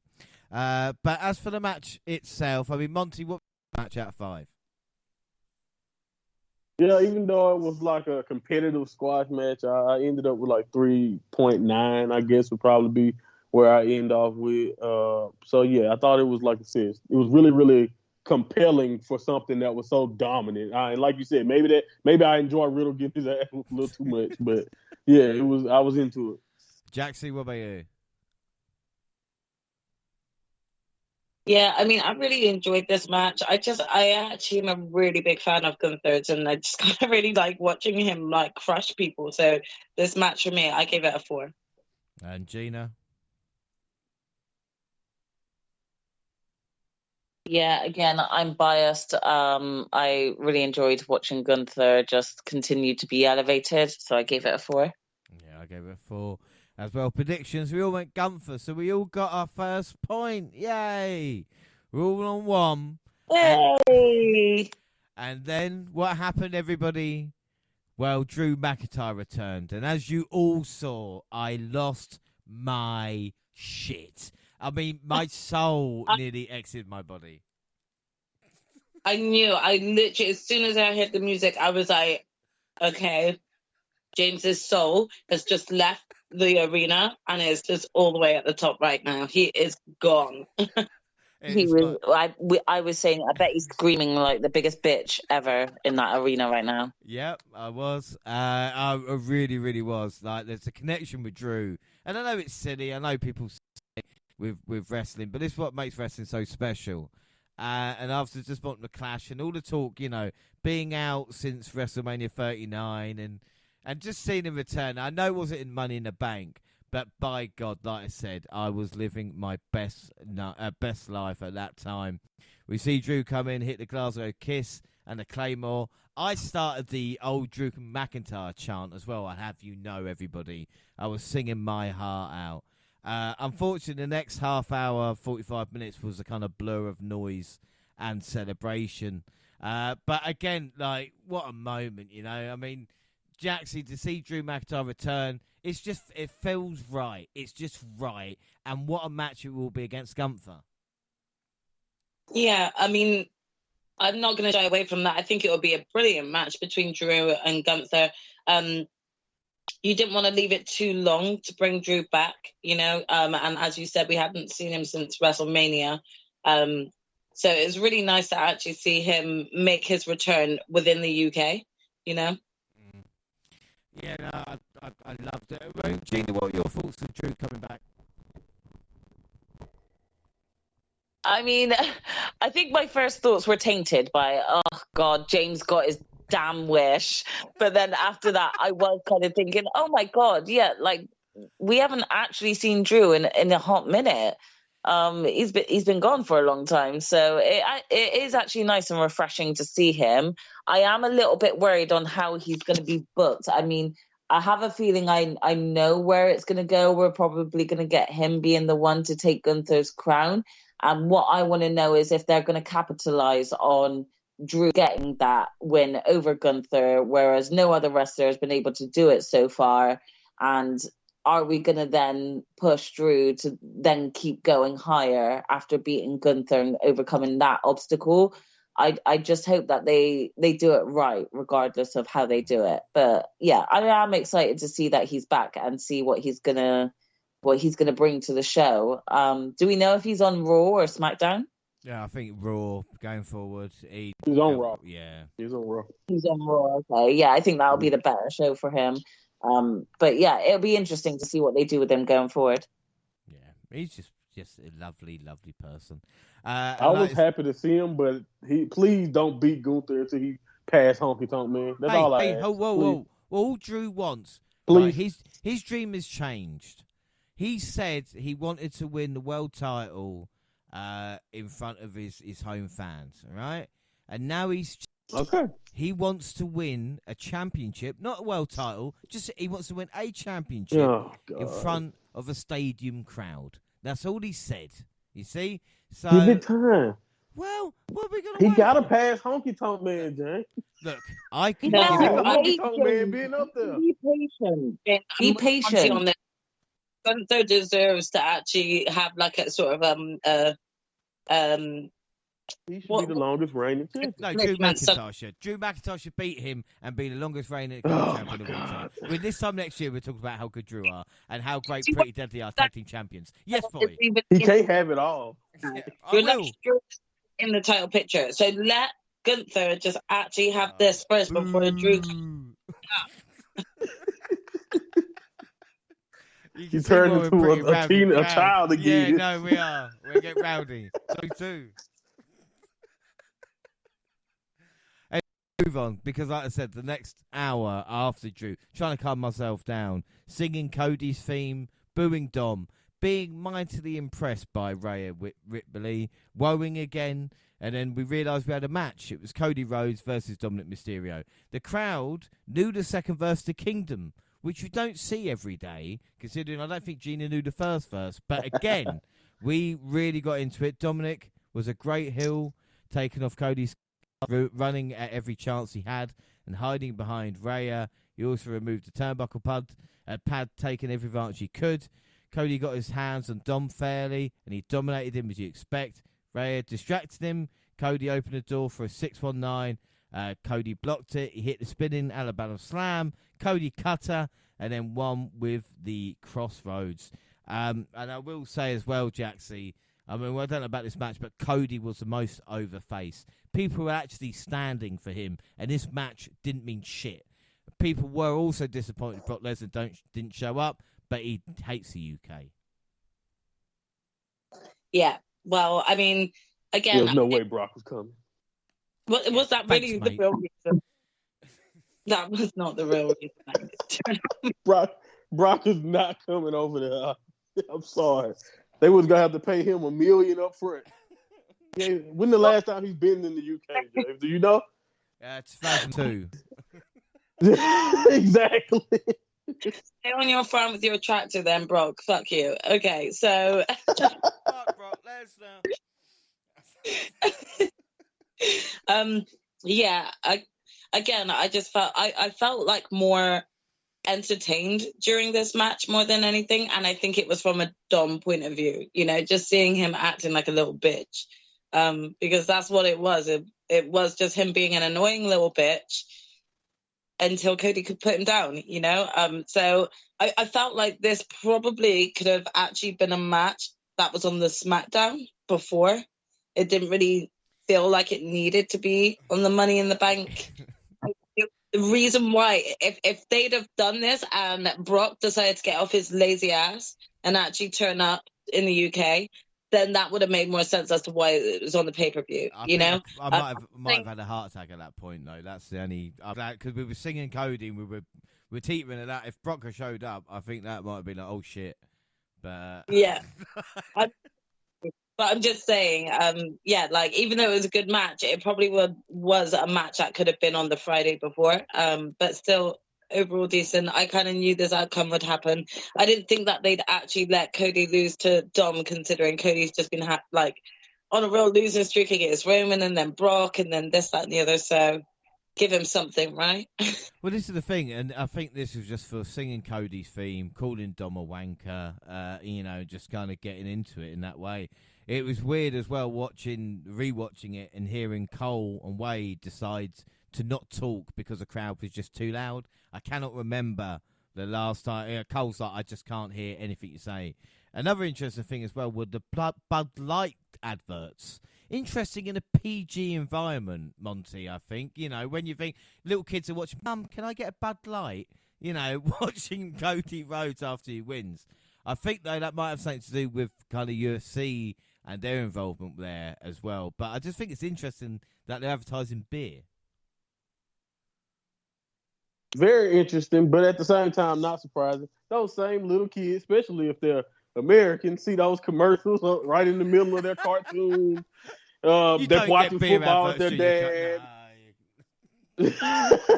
No, it's not necessarily. Just watch After Bluey, and they you see it all the time, man. Like they don't care, man. Like they will set a beer commercial in the middle of everything. And also, I hate to be that guy, but if they go into their kitchen, some of them will see it in the refrigerator already. So I mean, it's up to the parents. When I say I mean America's adverts are actually questionable.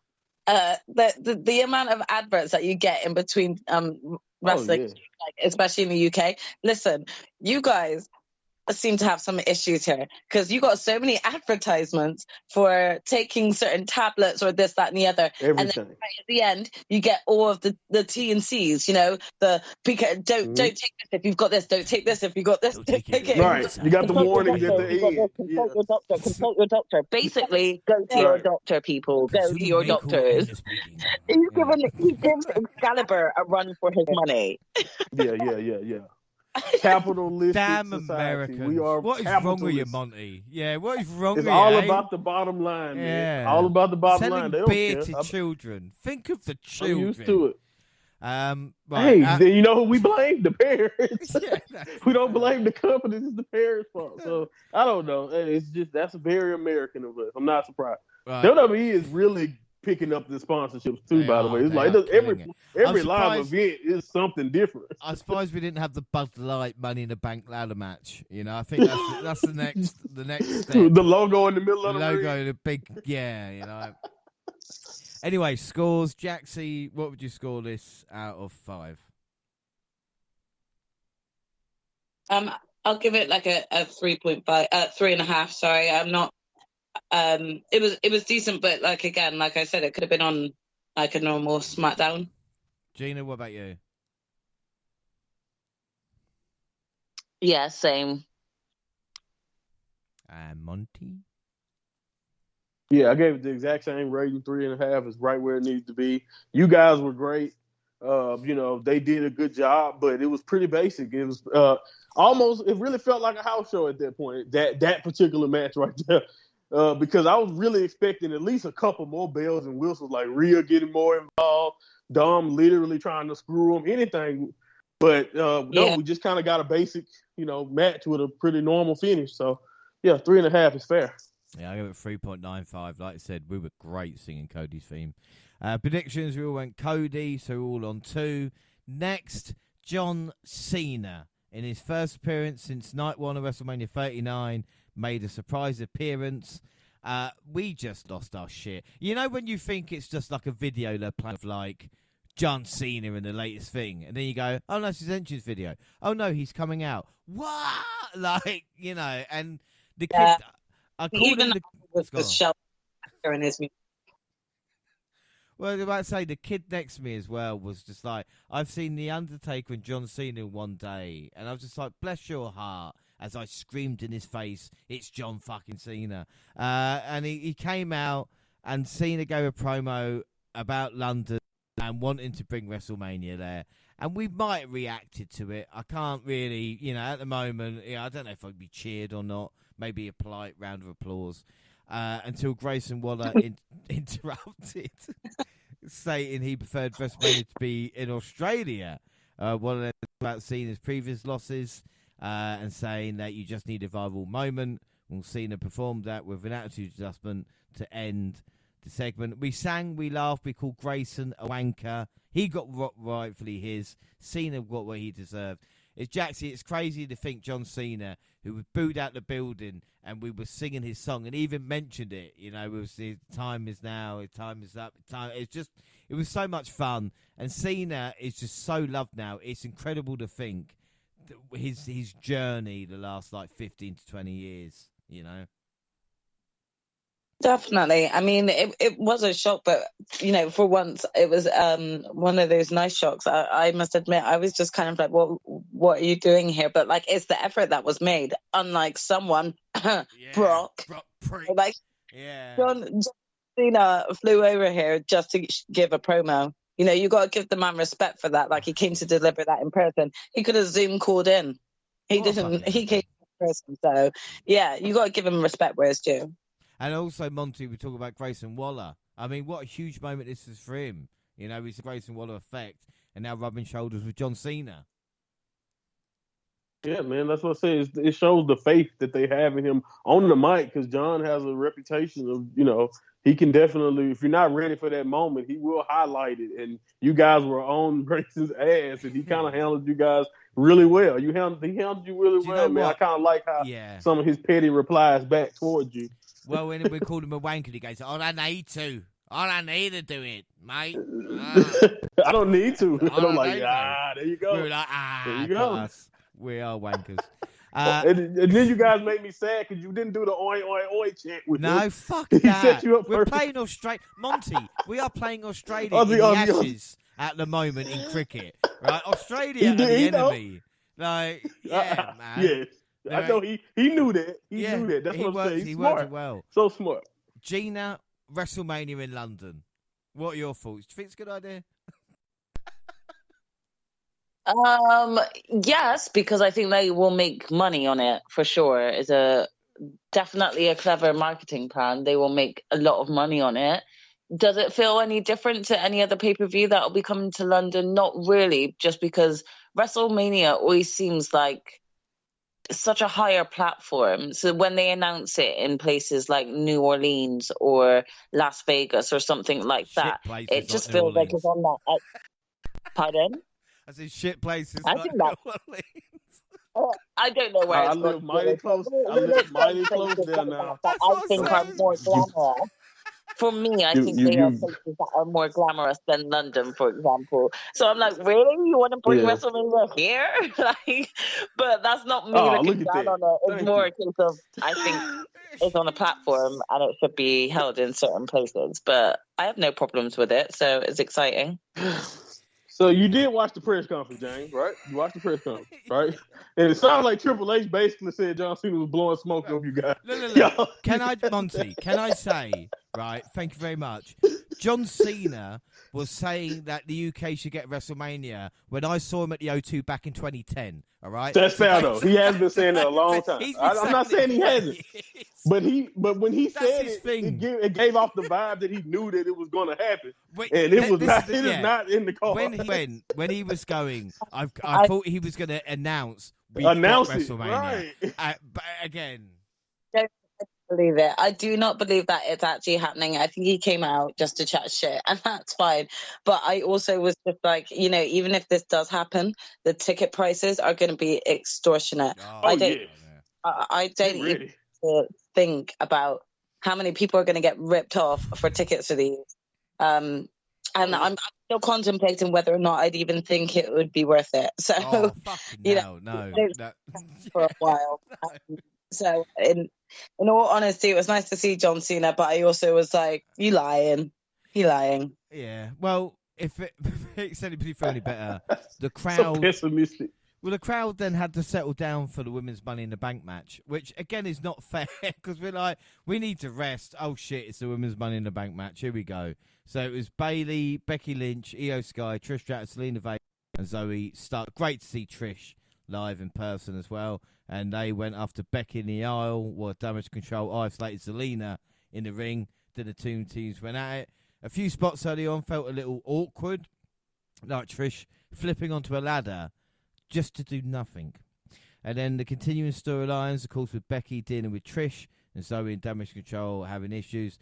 Io got a great spot with moonsault off a ladder that just took everyone out. Of course, her moonsault is just great. And to be fair, her entrance, she is just so cool.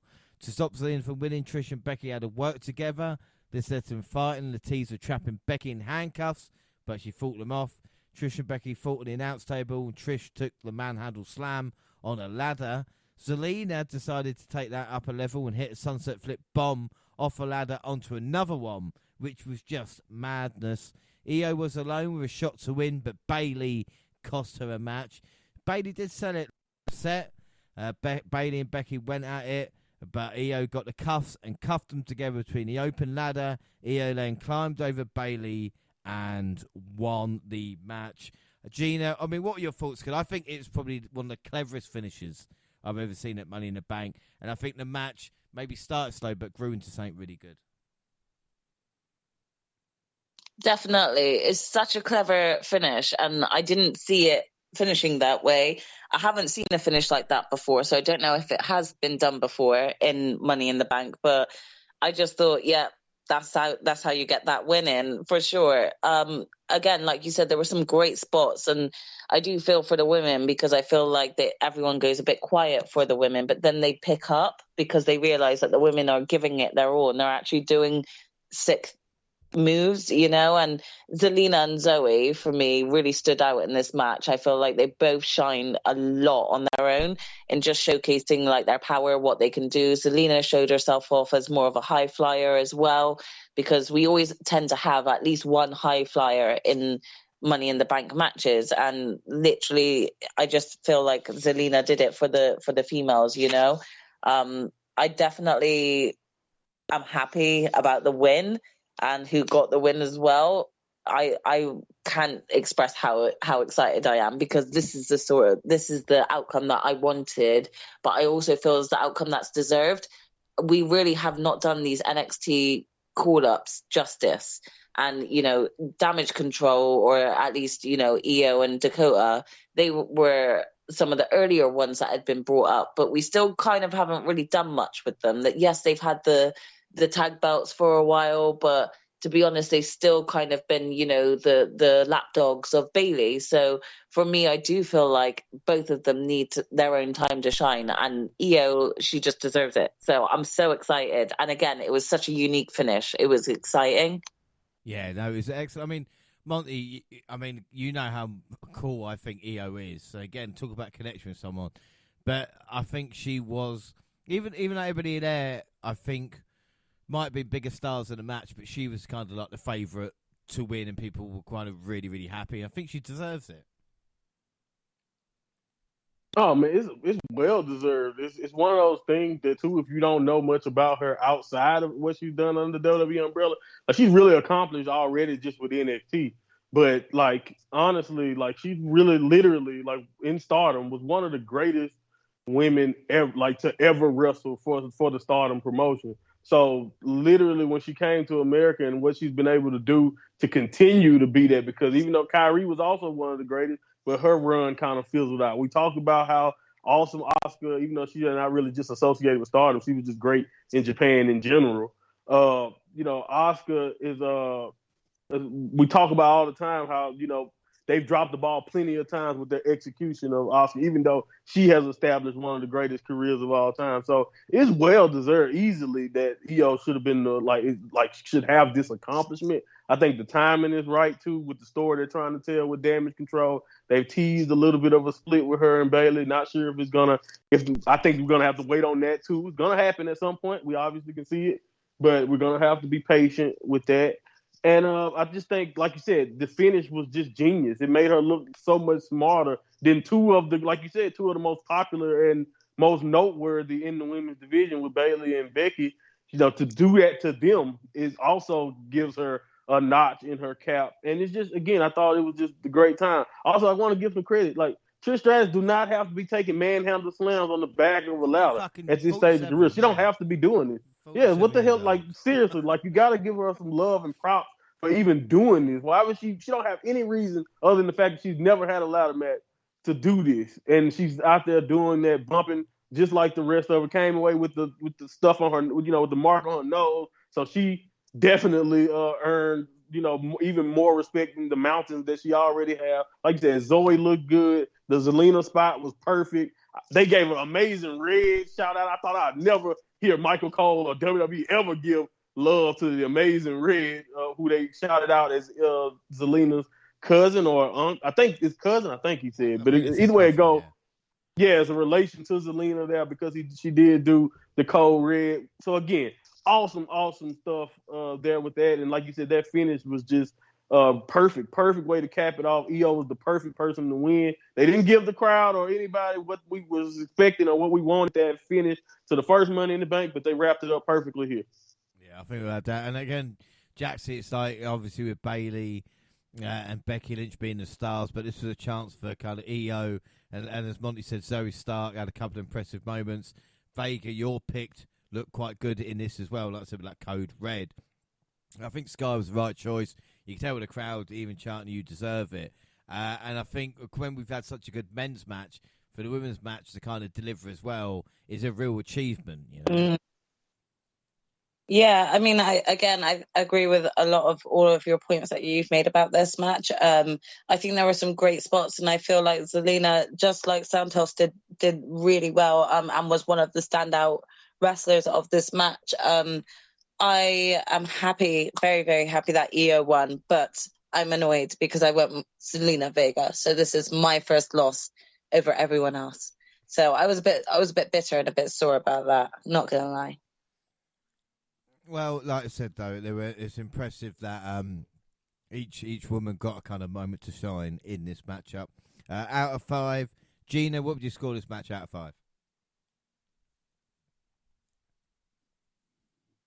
Oh, this is difficult. Okay, so no, I didn't think it was on the same caliber as the men's, but I just think that there are several reasons for that. So I'm still going. Do you know what? I'm still going to give it. I'm going to give it a 4.25 because it was good, and I was a little bit on edge on whether Zelina was going to get the win, and I would have been happy with her getting the win and happy for her, but I would have been a bit vexed about not getting the point. So I'm especially happy the fact that I still got it. So yeah, 4.25 I think is fair. Monty, what about you?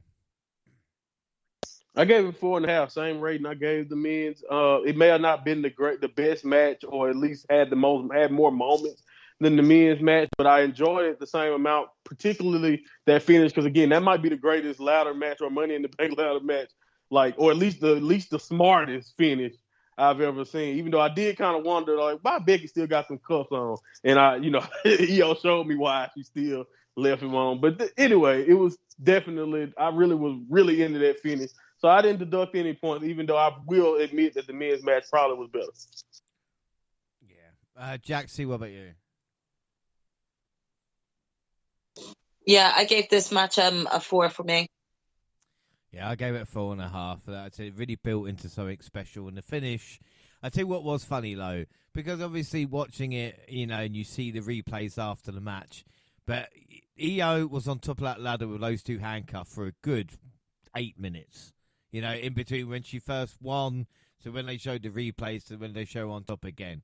And again, when you take it out the moment a little bit, but it was still really, really fun without a doubt. Predictions, like I said, Jaxie, you went Vega, the rest went EO, so Jackson on 2, the rest on 3. We then had the world title and Seth's song. We do like to sing in the UK crowd, I will say. The World Heavyweight Championship, Seth Rollins versus Finn Balor. Seth's theme was long. I'm trying to think if it was the longest one that he's had, but I'm not sure because he kind of wrapped it up quite well. And it's quite funny because you hear stories of the women's match kind of being taken off just so that we can sing Seth's a little bit longer, I suppose. Balor was well received, and he attacked the injured ribs to start, and that gave him a quick upper hand. He had a pretty great exchange that you might expect in the closing stretch, but it came just about the 10-minute mark. Seth hit a pedigree but couldn't cover in time. It was then Damien Priest strolled out with his newly won briefcase. He just watched low. Finn used the attraction to his advantage, hitting the coup de grace off the announce table, and there's still steps. And I'm thinking maybe this is going to happen. He threw him in. Finn went to the top, as Priest tees entering the ring, and that distraction allows Seth to avoid the move and win with the curb stomp. Monty, for the match, it went over quickly, but again, it's nice Triple H can finally use this as the finish the feud from 7 years ago, because you knew it was his idea back then, and you knew he wanted to finish. Yes, finally tie that knot, because like you said, yeah, he was waiting forever to get a shot at himself for a world title in this position. You know, that was the story. Finally finishing that and letting it play out the way, you know, it was meant to play out, or let Seth finally get that win back for a title match, because Finn definitely won that match, even though he had to give up that belt.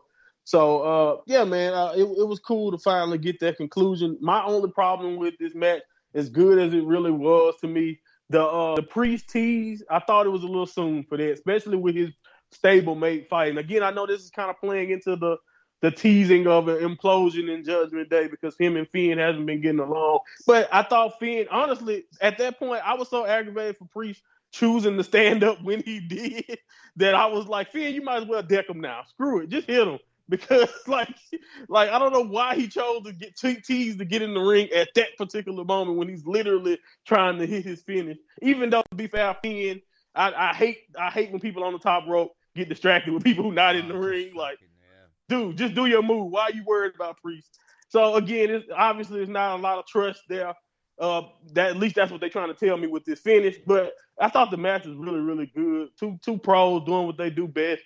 And yeah, man, I did not have a problem with it. It went pretty much how I'd expected it, besides the Priest interference. But yeah, I thought it was still a really, really good match.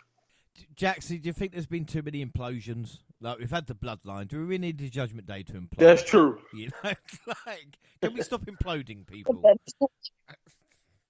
Yeah. Yeah, but I have to just agree with everything that Monty said with his thoughts. I think those are my thoughts exactly. Yeah, I mean, it's funny because the friction with him and Priest, I don't know if you could tell, but the crowd wanted the cash in, you know, and I mean, yeah, too quickly, like consistently. It doesn't really feel like a steal or like a win at that point, because then it becomes expectant. So sometimes it's actually good to change it up and actually have them with the belt for a lot longer than just that night, you know? Yeah, and another thing I would have quite liked, and I know they couldn't have done it here, but the story was Balor being champion for 22 hours before he had to vacate due to injury. What I would have really liked, if it was Raw or something like that next night, if Balor would have won the title, Priest cash in the next day, and then Priest cash 22 hours, right. Yeah. Do you know what I mean? Like, still only being champion for that amount of time. And now he got a blood feud with Priest. Exactly. 7 years ago, that would have been you genius. cussed me. You know what I mean? And he could do that for the next decade. Like, I maybe would have swapped this match with the Women's Money in the Bank match, just because I think the next day, thinking about this event, I was like, oh shit, there was a Seth versus Finn match. Like, that kind of just, it went, I know we sang with Seth's theme, but it kind of went unnoticed. Scores for this. Monty, what you score this out of 5? Yeah, I ended up with 4.25 because, again, I thought it was a really good match. I didn't like everything they did was pretty good. Only thing I really didn't rock with was just, again, playing into this Judgment Day breakup stuff or tension. So that's the only thing I didn't really care about. Everything else was good. And like you said, you guys, even though you say what you just said, you guys were still rocking. I did not understand how the hell you guys were still going. I was like, no one is losing their breath. Like, what the hell? Like, no one's voice is gone yet. Because by this time in these shows, my voice is barely holding on. So I had a lot of respect as a former audience member for you guys, because you guys were still going. We did lose 2 hours. Like I said, went like Drew and then into the main event. And you just feel like, what happened? Like, how did we get here? It was really, really crazy. Jaxie, what would you score this out of 5? I went with a 4.25 as well on this one. Again, I feel like it was good, it was decent, but I feel like it was just way too soon with this whole tease of the Judgment Day thing. So Yeah. Gina, what about you? I gave the match a 4, but I'm not gonna lie. What you said earlier, James, about all these factions breaking up, I don't understand why WWE see it as, okay, you two are going to become a really great tag team, and then we're going to literally split you up 3 weeks after we've put you together. Just because we want to add a storyline. Like it just becomes like that for me. And for me at the moment, Judgment Day are running things on Raw, especially because we don't have the bloodline on both shows anymore. For me, I watch Raw for the Judgment Day and not just Rhea and Dom. I watch it for all of them. So hearing this tease, it really is a little bit, I'm not looking forward to it, basically, because I don't think that Judgment Day need to split up at the moment. They turn on Edge, and that was enough, you know? So for me, I just don't see the need in them changing it. But the match was still good. They still gave us hard, so it's a good 4. I'd just say to Finn, like, you know, if I'm Priest, I go, look, I've got the briefcase. Look, carry around JD McDonough. Like, there's your boy now. He's part of the Judgment Day. Like, treat him like Rhea does Dom, you know? To have that. Yeah, I wouldn't be mad at that. Things, you know? Be a tag team. I don't Yeah, give a shit. I wouldn't be mad at that. Just stay away from my Money in the Bank. No, I give that 4.25 as well. Predictions all went Rollins, so we're all on 4. Jaxie on 3. Caleb Braxton went to the Skybox to interview Kevin Owens and Sami Zayn. Still over like Rover, and so called Sami would watch the Civil War as Bloodline explode. So the main event, Bloodline Civil War, Roman Reigns and Solo Sikoa versus Usos. Main event, Jey Uso and Jimmy. And again, Monty, it's like I said, credit to the crowd, credit to all of us, because main event, and we took it up another level. I didn't think we had anything left. 3 hours in at this point. The fuck you Roman chants at the bell as Jimmy started against Solo. The exchange didn't last long before Jey got the tag. Roman shouted no at Solo, and Jey said, "You better listen to your damn daddy." That's the stuff I picked up afterwards, because at the point we were just calling him a tribal wanker. So, you know, like I said, kind of some of the nuances in the matchup. Roman demanded the tag, giving us the match we all wanted. Jey got the upper hand. Roman went to Heyman, who hyped him up by saying that Roman's kids will be eating at Jey's table if he let this continue. Like I said, didn't catch out the arena. That turned the table, gave the Hills the upper hand as Jimmy took the heat segment. The crowd, well, we chanted, "If you hate Roman, stand up." And we all stood up. This said to Roman sitting down. And we'll tell you what, we wanted to cheer Roman at that point, because we were like, "You're a fucking legend, man." Like, how many other people would sit down at that point? He was so offended. You should have seen his face. He was so offended that was being shouted at him. He was like, "Are you actually, do you know what? I'm going to be a child myself then." And it's the way he sat down. Honestly, I rewound that part like over and over just because of how hilarious it was. It was really, you know, when it's like, hey, we just cheered everything. Jey got his hot tag and laid into Solo with a series of strikes and kicks. Did the Rock's signature punches. His hot streak got cut off for Roman's Superman punch. He interrupted his spear with a double spear by the Usos. He only got saved by Solo, and he didn't even move to kick out. Jimmy got going on Roman late, but the splash saw him get caught in the guillotine, calling him back to Hell in a Cell 2020. Our second podcast together, Jaxie, believe it or not. He survived. Then the Usos had it one with 1D, but the referee was down. As soon as that ref went down, we started calling bullshit. We're going, fuck me. Like, he had it one. We counted to 10. Like, this ain't right. We've been fucked by Roman before. Don't let it happen again. Like, mate, get some stronger and thick-skinned refs. Get one of those big guys that you have backstage run out in their black T-shirts to try and hold Brock Lesnar back. Have one of them come out and be the ref and get hit. Oh, honestly. But like you said, and then it just turned up a level. And we see the stereo Uganuggies from Solo and Roman just literally taking them out. Samoan Spike spear combo. And then we this is the thing. We didn't know before the main event this is what Roman wanted to do. But he wanted to smash them, stack them, and pin them. And we honestly thought that was it, because we were calling bullshit as well. But luckily, Jey managed to kick out. And another thing I love about wrestling, that cheer of he's still in this. Come on, we can fucking do it. Like that is just the hope that we get. as Solo was just, I mean, Roman at this point was fantastic.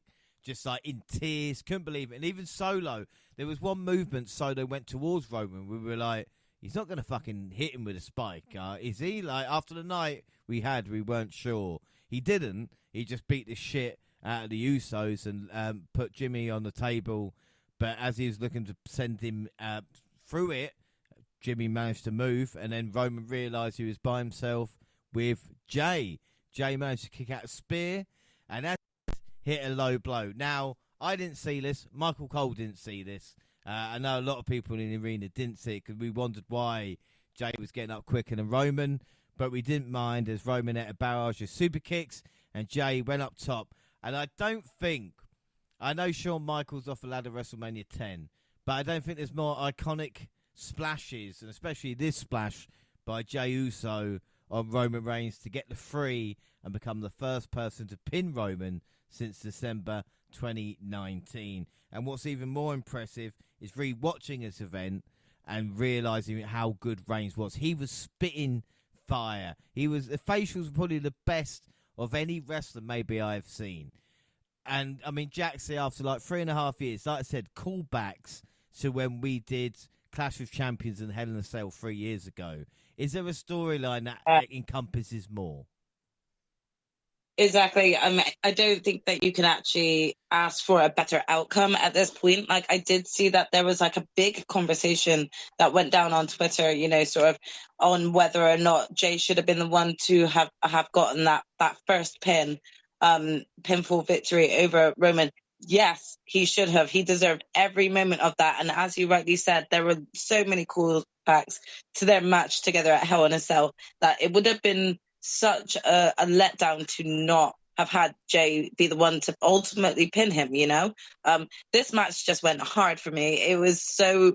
there was a lot at stake from beginning to end, and every pinfall, it was like you had me holding my breath. You know, the most iconic one was having like Solo stack up the twins and actually having Roman pin them, like that, being that cocky that he thought he'd won over both of them and pinned them both like that, and it still didn't work out for him. It was just that this match was just beautiful. It was iconic, and it was the best way to end the show.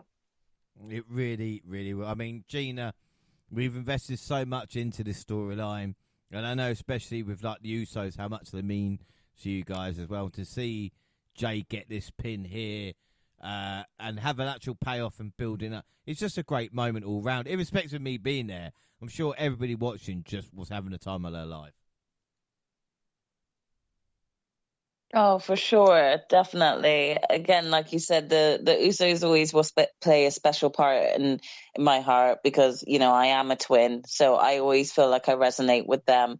But just to see them get this win, and again, I'm the one who keeps preaching about how, you know, it was Roman and Jay throughout the whole sort of COVID-19 period that were sort of holding it, and we were watching Jay just get, you know, belittled and taken down by Roman. Just to see him get this pin, I even felt like I got the pin. Like, I felt like I was Jay and I got the win over him. It's like I beat the tribal chief. It was so nice to see. And if you're as a deeper follower of the bloodline storyline or even just wrestling itself, I'm sure everybody else felt that same notion, like they got that win over Roman. So yeah, it definitely was perfect.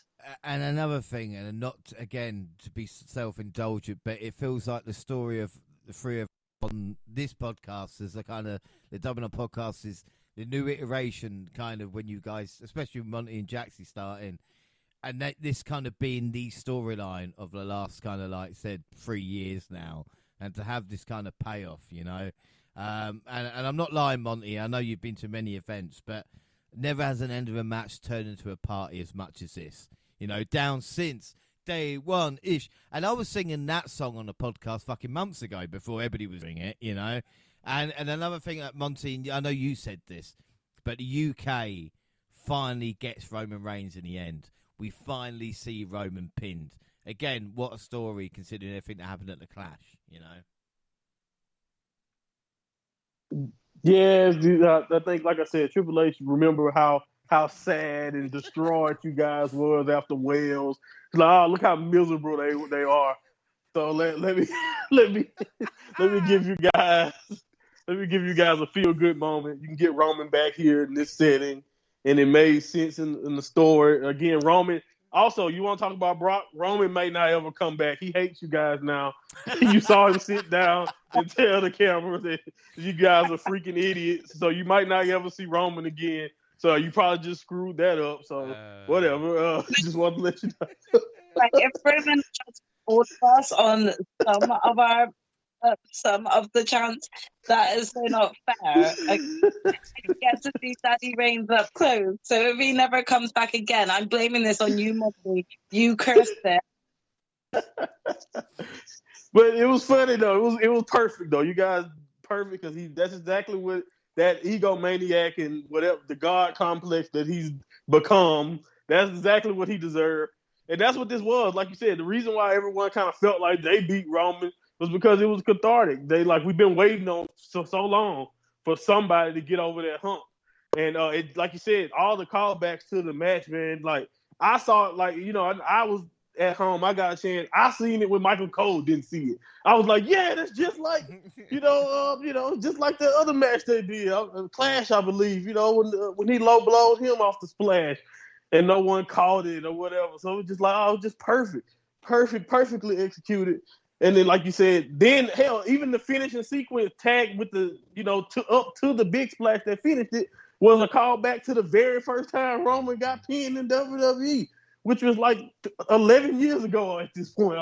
So it's just like the amount of detail that went into putting that match together and just the effort. It's the same amount of detail we've been seeing every freaking week when it comes to the execution of this story and everything that they've been doing. We've seen Jay literally at his lowest when it comes to speaking against Roman. So to see Roman, like he wouldn't even he literally would put his head down. Like that's how messed up Roman had him in the mind, like in his mind. And to see him now and to see them, like you said, you guys singing their song, the Usos looked like they was over the moon because I couldn't even believe it. Because like everyone, you can hear it came through on television that you guys were saying down since day one. And like you said, I saw a clip of them still being in the ring after the show and walking back. Like I don't know how long it took them to finally go backstage, but they were dancing the entire time up the ramp. We were half hour there, so, man. Like I said, half hour afterwards, Usos were still there and we were still singing. Like into the car park, I went singing the Usos. And again, any other place where a grown man singing down since day one, might get looks, but not, people joining in and, just smiling and just being happy. Like I said, it's great. And you mentioned a great point as well. Money in the Bank 2019, the kickoff show was Seth Rollins and Roman Reigns versus the Usos. The Usos, like I said, the first victory, first loss for Roman. And again, for what he's given, like Jey Uso and all this lot, I just think it was great. The one thing that annoyed me more than anything else was the fans chanting "old Solo Sikoa." Did you not forget what he did at the Clash? I will never. They do not care about Drew like you do.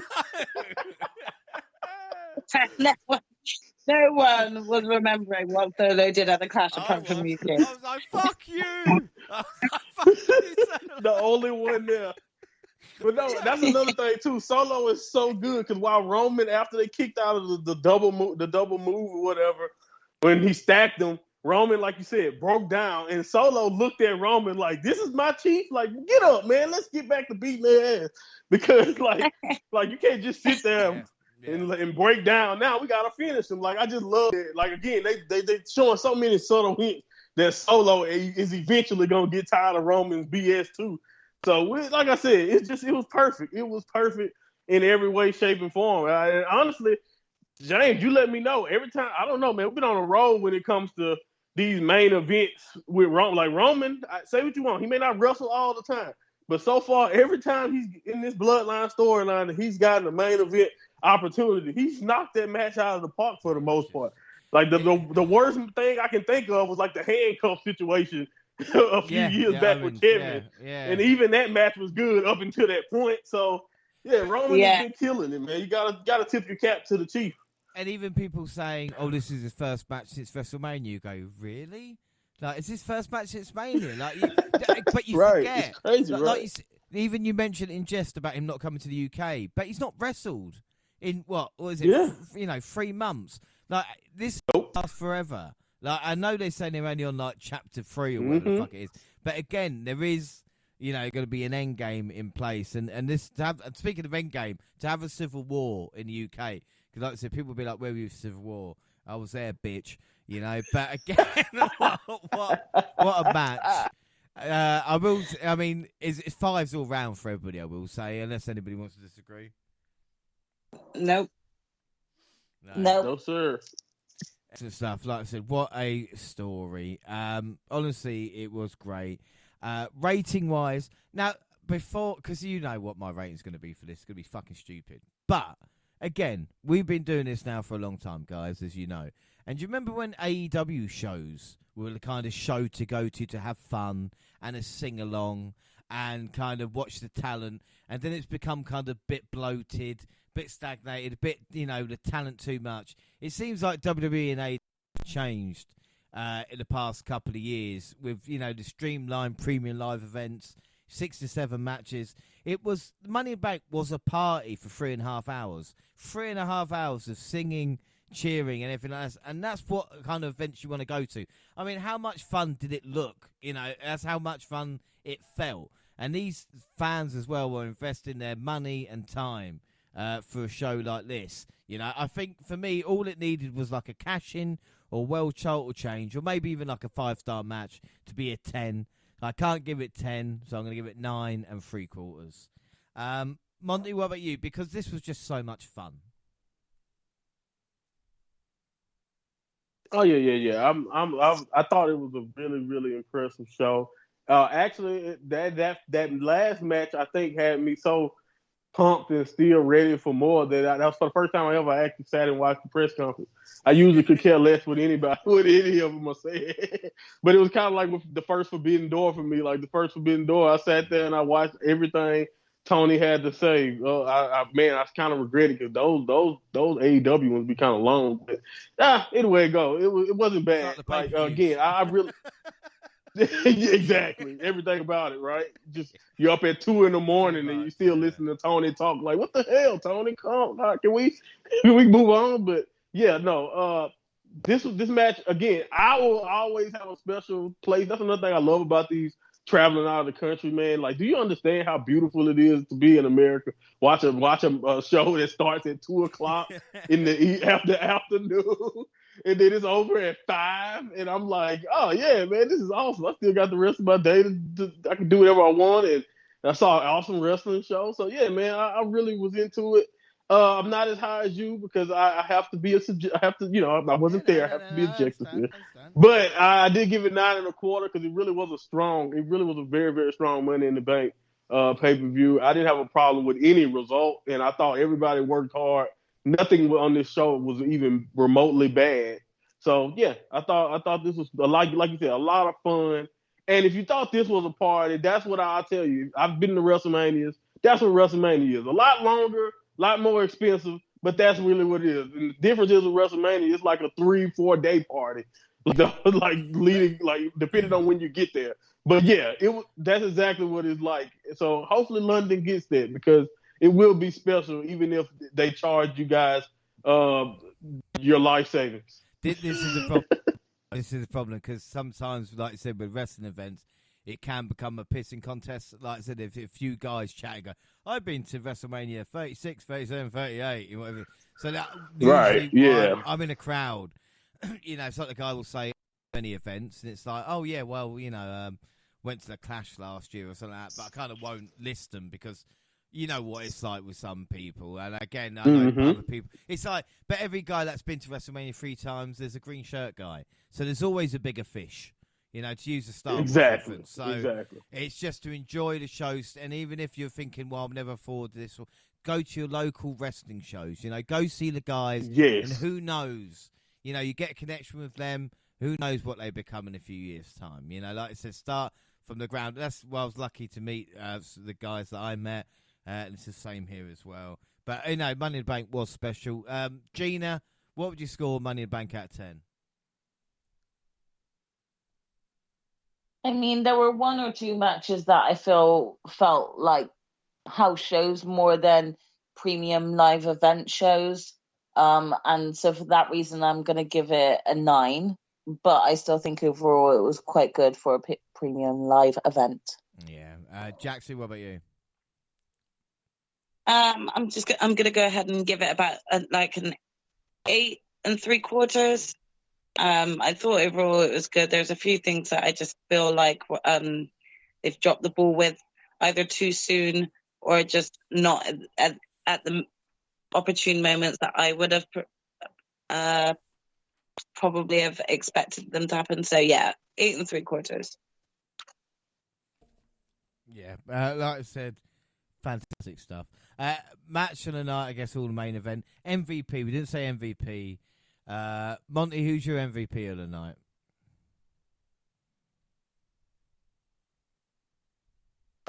Okay, so I remember. You may not remember this, James, because it's been a while. But I remember when LA Knight first showed up on NXT, and even though he didn't win or anything, but I told you I did not give a damn about Eli Drake or whatever he was in Impact. Like a lot of people now that I think about it, because I didn't even know he won the Impact World Title until recently. I'm like, he did.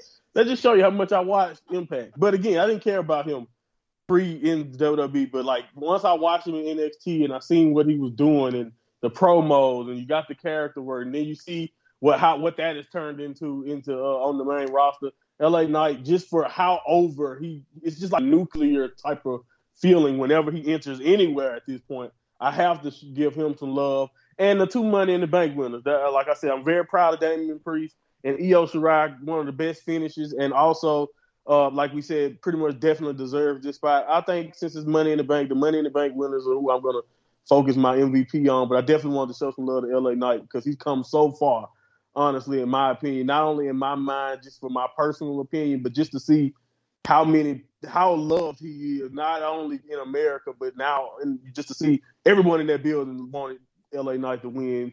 And yeah, man, I have to give him some love. But yeah, my MVPs are the Money in the Bank winners. Gina, what about you? Who's your Money in the Bank? Money in the Bank. It's been a long night. Who's your MVP? It's difficult. There are so many, just like Monty said, but I am going to give a special shout out or a VIP for Jay getting that pin because it was just long waited, I'd say, long anticipated. Jaxie? Yeah, I gave my MVP to Jay, but I do want to just give a quick shout out to the Money in the Bank winners as well, because I think both Damian Priest and Io deserved it. Well, I hope you guys have left this one person out because you knew I was going to say his name. If not, then I'm a little bit miffed. But of course, the MVP of the night is the return of Drew McIntyre. Like Drew McIntyre is the MVP of Money in the Bank. Like, oh my god, what? He didn't even take a bump. Monty, how we pissed left off? Him for you. Sure. How pissed off? Thank you, Jaxie. How pissed off if he didn't show up? Come on, would you really want to do that show? You would have got over it. Have I got over the Clash? Have I got? Fair point. Pretty much the thing. I'm never going to get over that WrestleMania loss from Oscar. So no, exactly. It sticks with you forever. Fair and point. It's horrible. Oh my goodness. So Drew McIntyre is my MVP of the night. And like you said, Monty did a press conference, and I tell you, I've got a friend who kind of watched these stuff, and he was so impressed with WWE's production, even with the press conference which Caleb Braxton hosts. Cody Rhodes was there saying that London for WrestleMania would be amazing. We're a great crowd, and especially one guy who was there, pointing at me, and it's weird. No, so Cody was very happy. He said that maybe winning World Heavyweight title wouldn't be finishing the story. Damian Priest, Io Sky, and Bayley showed up. Priest just looks cool now. Like, since he's won that briefcase, I know, Monty, you saw the press conference. He's just like, yeah, I'm going to be world champ. Like, I'm going to be champ. I know. I love his answers, too, because they were like, do you have an idea who you're going to cash in and all that? Priest is like, I don't worry about that. I know exactly what I'm going to do with it. Don't worry about it. It's none of your business. I was just like, I love it. I love it. It's the confidence, like you said. It's a new air of confidence when you achieve something like this. Yeah, and Io Bailey, we're talking about sharing a briefcase. We'll see how far that goes. Liv Morgan and Raquel Rodriguez with a quick chat, talking about how good the women's division is. Seth Rollins came out. There was one weird question about, Finn Balor being a hometown hero, even though he's from Ireland. And even Seth was going, no, they sang a few songs, and we did. We was I can't remember the songs we were singing, but Seth actually mentioned it as well.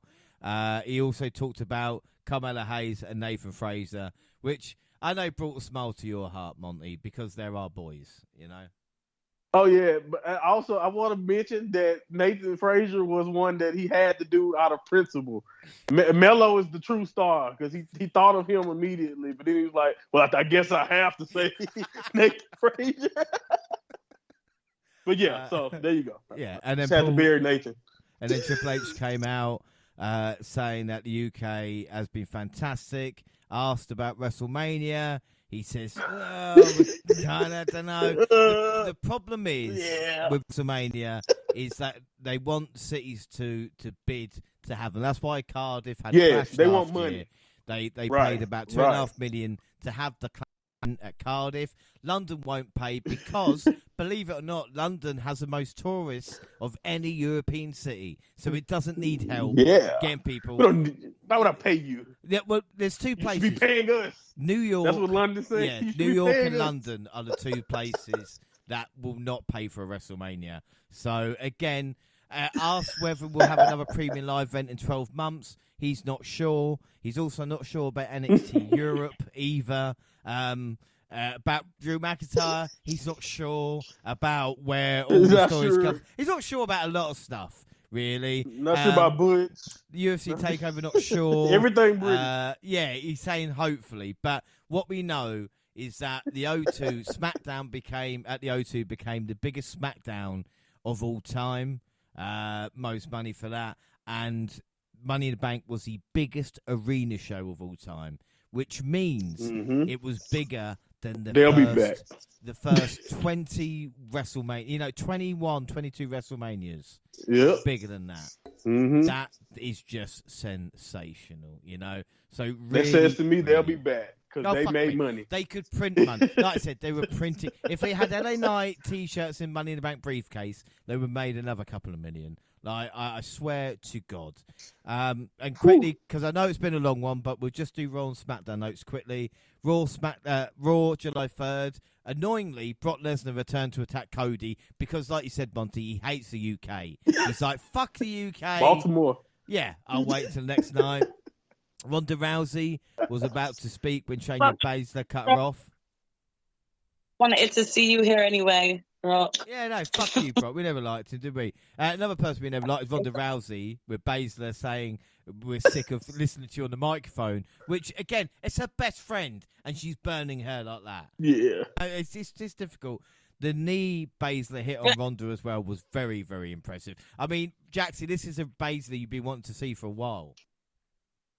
Yeah, I mean, everyone I think every single person probably has wanted to say what Shayna said on the mic to Ronda quite a few times. So even if it is just, kayfabe for Shayna, everyone was behind her. So if they were hoping to make Shayna a heel out of this, they're sorely mistaken. She's very respected on this. So, and I can't help it. I got to stay behind. I must admit, I really like Ronda as a heel, and I think what her and Shayna were doing, I was all behind them. I actually really enjoyed this version of Ronda, but I really like Shayna, so I really am gonna enjoy just this feud of watching Shayna, like, hopefully be able to bury her and put herself. Yeah, exactly. Like, you think WWE are going a couple of months ago, right? The kind of the hills we're gonna have LA Knight and Baszler. Like, they're going to be big hills for the next couple of months. And now, kind of look at them. One of the biggest hills, though, we've got, and new nickname, is Dirty Dom. Because Seth frickin' Rollins can't complain about it, but Dirty Dom faced him in the main event. Priest went to cash in, and Balor prevented it. Was it an accident? Was it not? I don't know. Will there be a triple threat at SummerSlam? Probably. And then SmackDown, July 7th, Madison Square Garden, sold out. So a week after singing out the O2, they just walk into MSG and sell it out. The trial of the tribal chief. Thanks to us, they now sing Uso's theme as they come to the ring, which is always good. Of course, they were happy about their victory, but were interrupted by Paul Heyman, who was flanked by Solo Sikoa. None of you will ever tell Paul Heyman to stop talking, the special counsel said.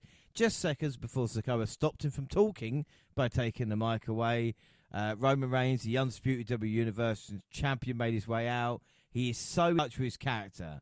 Like, he does everything from the tone of his voice to the facial expressions and the body language to protection, even trying to prop himself up by wearing a ceremonial lei of the tribal chief, despite coming off a loss. He said, "Who has the authority to call me out here and put me on trial?" As why he was called to New York City. Roman did it all for all of them, apparently, as the evidence mounted. He said, "I'm done with all this. I don't want it anymore. You want it, it's yours," Reigns said. Mic down, handed over the aforementioned lei. He tossed down the undisputed title, knelt before Jay, and delivered a low blow, proving once again that his manipulation tactics are better than anyone. A brawl ensued with Jimmy getting an absolute bout. Now, we've seen people getting hit by title belts before, right? But Monty, have you ever seen like a title belt fest Nope. as much as that? Nope.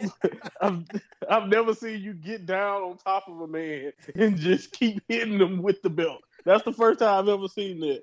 So, no, I have to give him props. And, by the way, Roman Reigns is a freaking sociopath. Like, he cried a tear and everything. But I didn't believe one word he was saying. He's like you said, perfect execution. He's sick. He's freaking sick. Well, Let's just be honest with you. Something's wrong with Roman.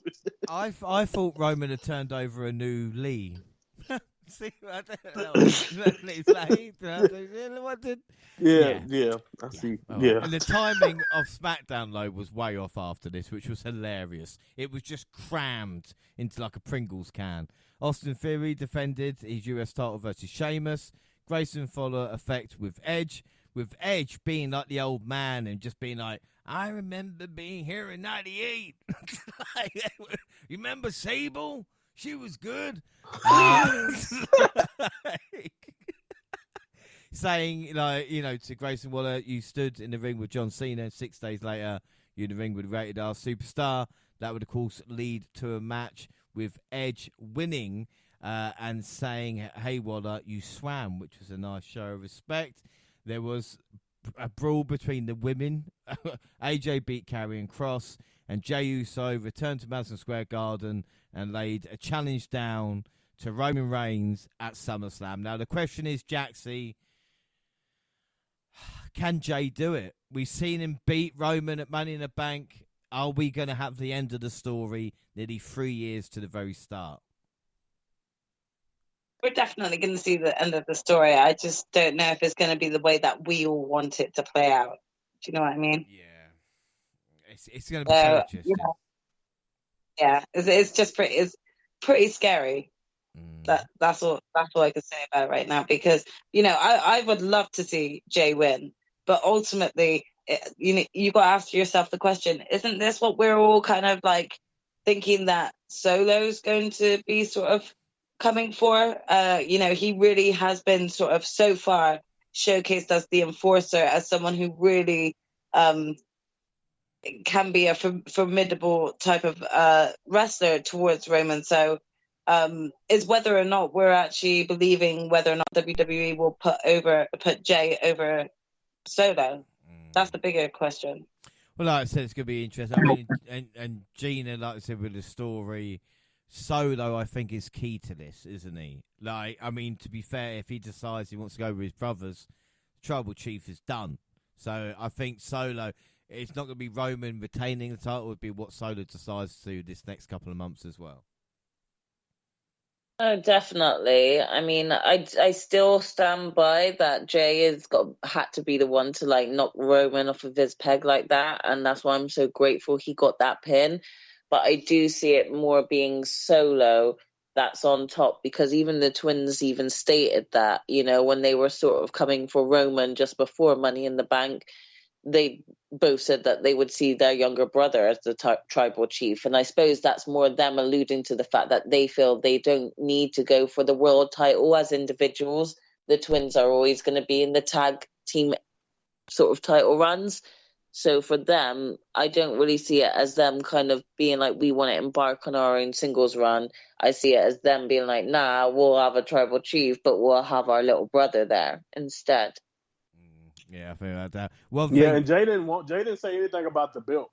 He said he want to beat up Roman too. That's another thing. Like, you got to watch what he said. It's not even really about the belt for Jay. He just want revenge, and finally get his hands on Roman. So, I think it's definitely setting up because Roman is intimidated by Solo. He's intimidated. We can see it already. Roman is definitely intimidated by him. So that's already a start. How great is it that we can get together? Like, it feels like we get together like once a month for WWE stuff to talk about the bloodline, and it just evolves every month. Like I said, how can they get so much out of this? It's such a good thing. It really has been a pleasure to do the show today. One thing I haven't done, and I know I'm going to get me emails if I don't, predictions. We didn't do the end of predictions. So the end predictions, Jaxie, unfortunately, you finished on 4. The rest of us finished on 5 because we all went Roman Reigns. So it means WWE Prediction League, Jaxie, you're still on 1. Monty, Gina, you both get points. You go to 3 points. I get a point as well, so I go to 4. So 4, 3, 3, and 1. Jaxie, your run is over at the moment, but I think you're going to build momentum again and smash it through to the end of the year. Time. Well, that is it then. Don't forget we're across all social media. Follow the WNR podcast. Follow us at the WNR podcast on Twitter. I'm at the WNRJR. You can find the entire WNR team on the Twitter banner.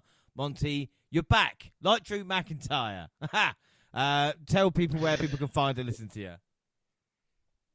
Thank you. That's literally the name or the beginning of my newest episode of the podcast that I finally got a chance to release. It's not that long, but I got a chance to just run down some of my thoughts on what's been going on across wrestling in general, and basically give everyone an update on how not only the future of the show, but just what I've been doing as a fresh parent and just a new family, man. Everything is new for me. But we're pushing ahead. We will be getting these podcasts out. I'm trying to start back doing them weekly, but that's going to change, depending on my schedule. So, but hopefully on the next show, I will give my best shot at previewing the G1. I don't know if I can pick a winner. I don't know if I can tell you anything that you probably can't look up yourself, but I'm going to do my best. So please check it out, my G1 preview going into the G1 as it is coming up, I think, starting on the 15th. Yeah. It'll be here before you know it. And once it gets started, you'll be down 30 shows before you know it. So I'll do my best to try to keep you up to date. Check it out at MyMontyPod on Twitter.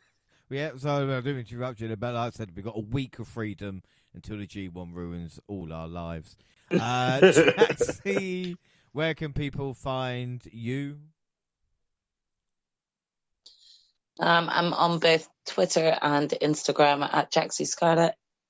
And Gina, what about you? I'm also on both at Purple Pain.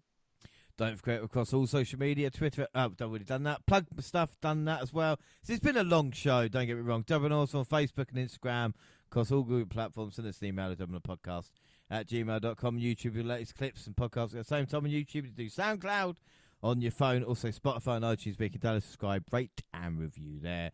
So our next episode, next weekend, Monty, you and I, NXT update, Gold Rush.